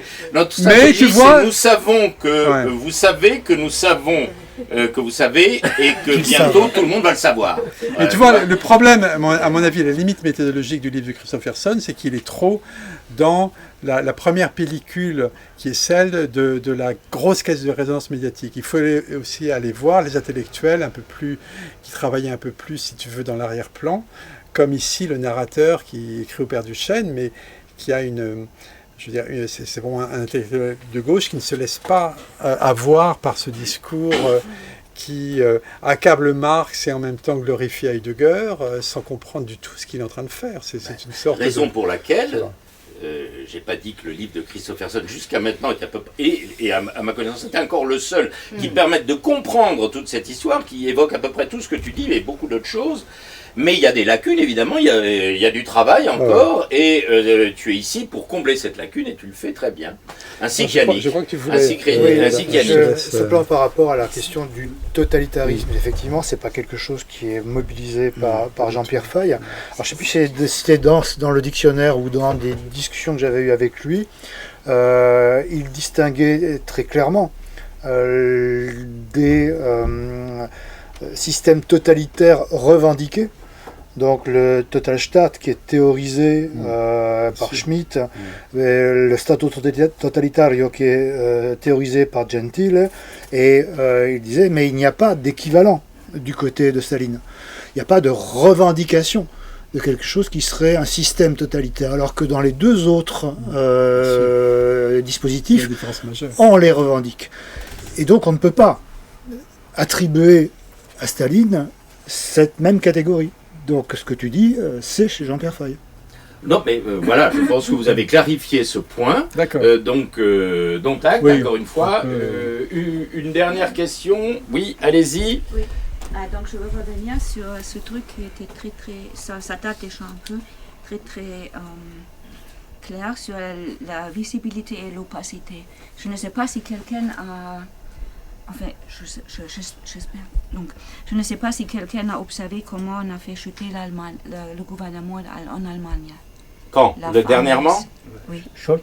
Oui, le gouvernement Scholz, oui. C'est exactement ça. Donc, ils ont fait tout en public et moi j'étais très contente. Tout était en public et maintenant ils font tout dans l'opacité. Et c'était un processus tellement étrange, médiatisé, en plus le rôle de la FDP. Et tout le monde a toujours avancé. C'était le même antagonisme qu'on venait de discuter tout à l'heure. Entre ceux, les acteurs ne savent pas ce qu'ils font. Tout le monde, et même maintenant avec Trump, on dit on ne sait pas qu'est-ce qu'il fait, il fait du n'importe quoi. C'est pas vrai, il sait très bien ce qu'il fait. Le leader de la FDP savait très bien ce qu'il fait. Il voulait faire chuter la SPD. Il voulait pas seulement faire chuter la SPD de manière politique, mais idéologique. Il voulait faire la destruction de la conception du politique qui a été défendue par la SPD. Et moi, bien évidemment, pour est-ce qu'ils ont réussi? Oui. Voilà. Pour voter stratégiquement, j'ai voté SPD.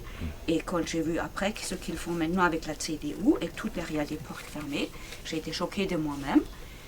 Parce que j'ai voté stratégiquement et non pas selon ce que je vote normalement. Vous me faites parce penser au déçu de Hollande. Parce qu'il fallait absolument pas voter. Je leur dis, pour être déçu, il fallait en attendre quelque chose.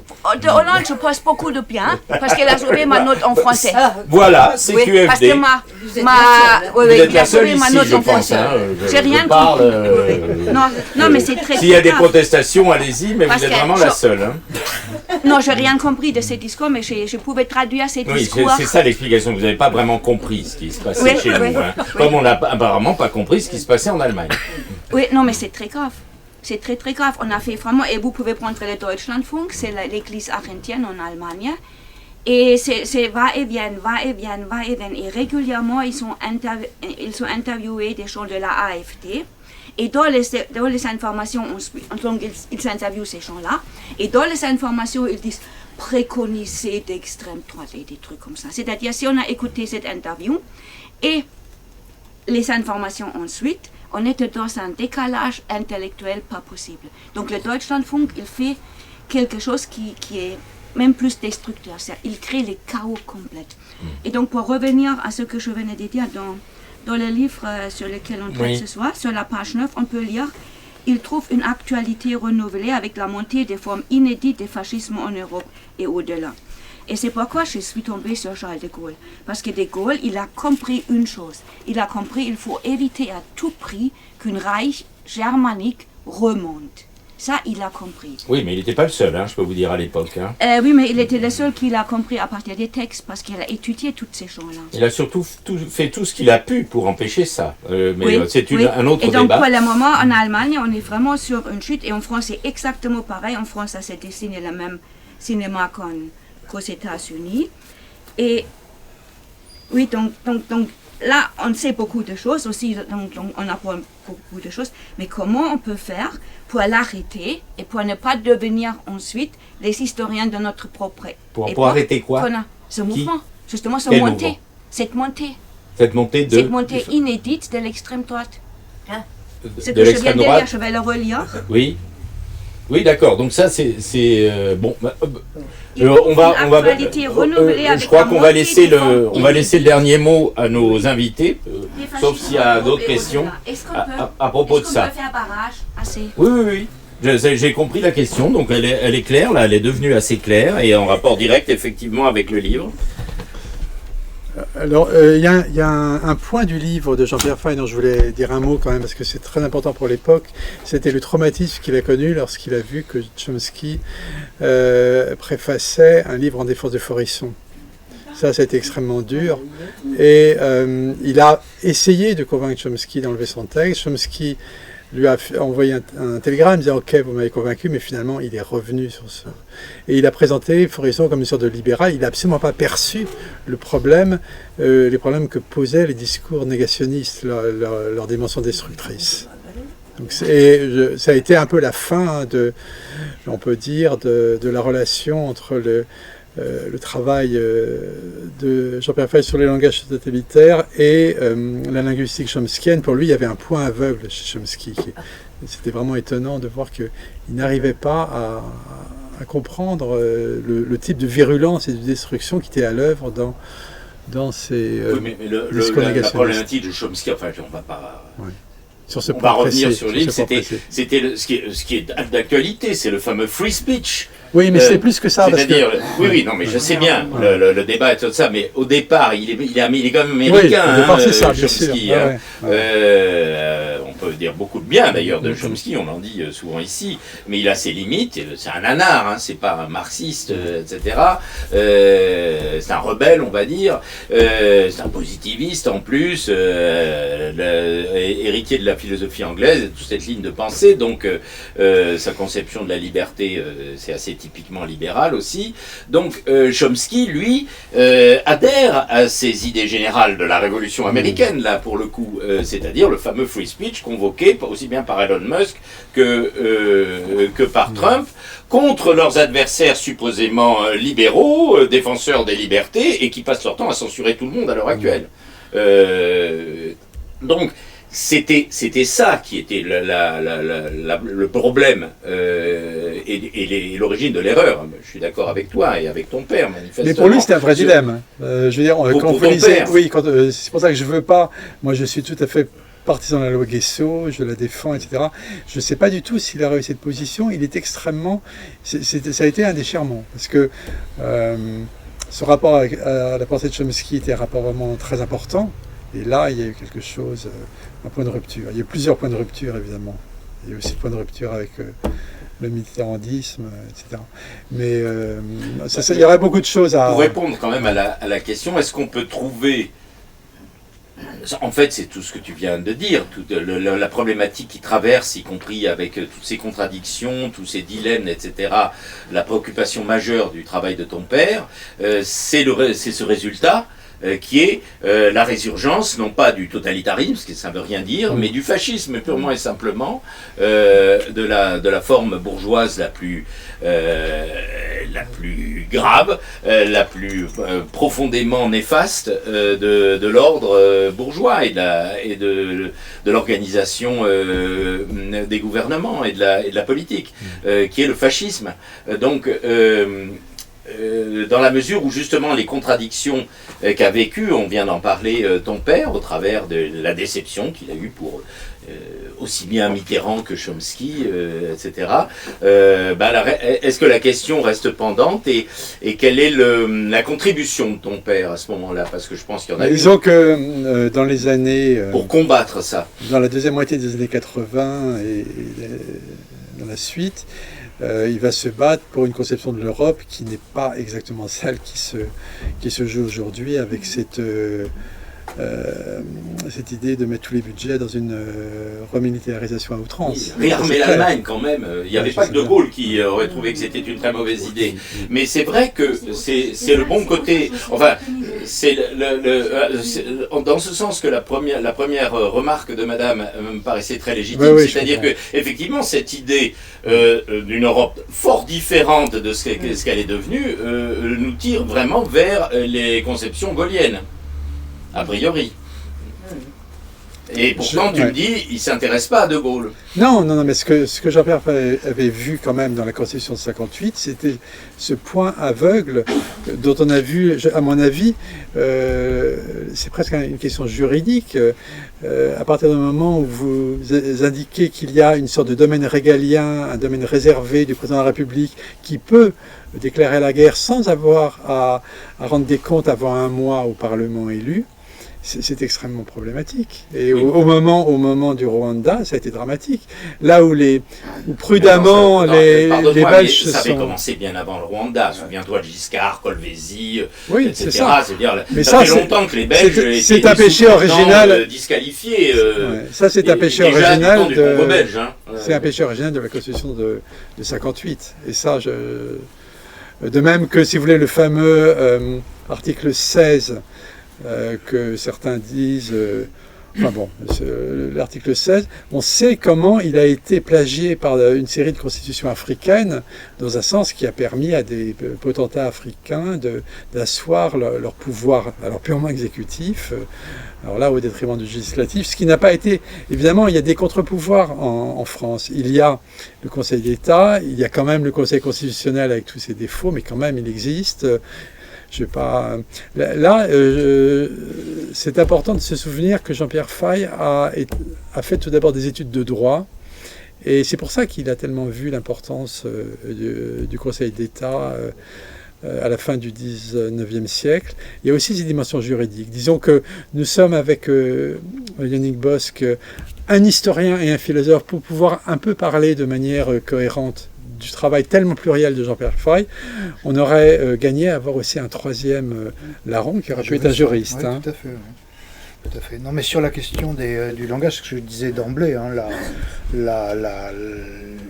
a là quelque chose qui nous aide à comprendre les manipulations du langage, les retournements du sens, la manière dont on fabrique aujourd'hui, enfin, je parlais de la terreur, mais vous voyez toutes et tous la manière dont on mobilise la question ou l'accusation de terrorisme, même sur le plan juridique, pour disqualifier l'adversaire sur le plan politique, la notion de république qui finit par devenir l'inverse de ce qu'elle est historiquement, où des associations sont privées de subventions au nom de la loi séparatisme censée garantir la République, alors qu'elles mettent en œuvre des idées, par exemple la désobéissance civile, qui sont prodigieusement, profondément inhérentes à la tradition républicaine. Donc on n'est pas simplement du côté des fascismes déclarés ou de leur succédanés du côté d'une manipulation de la langue, mais c'est quelque chose qui est devenu, on va dire, fort banal dans l'espace public par des gens qui sont censés être des représentants bon teint, on va dire, d'une certaine démocratie. Donc c'est là où ça devient particulièrement grave, c'est que ce retournement du langage, cette dénaturation des catégories politiques qui sont censées ordonner en fait notre manière de vivre ensemble, sont portés massivement par ce qu'on pourrait appeler une classe politique médiatico-politique qui est très standard au bout du compte. Voilà, là est véritablement le danger. On n'est pas simplement du côté de l'hystérie fasciste, on est dans quelque chose de beaucoup plus banal, en fait. Voilà ce que je voulais dire par rapport à votre remarque. Bon, on va peut-être conclure là-dessus, parce que le temps a filé, donc bravo. Merci à vous. Merci à vous. Ça ne va pas... avec le fort, donc j'espère que c'est... Donc lisez le livre, les livres, et donc ceux qui ne les ont pas encore, vous allez...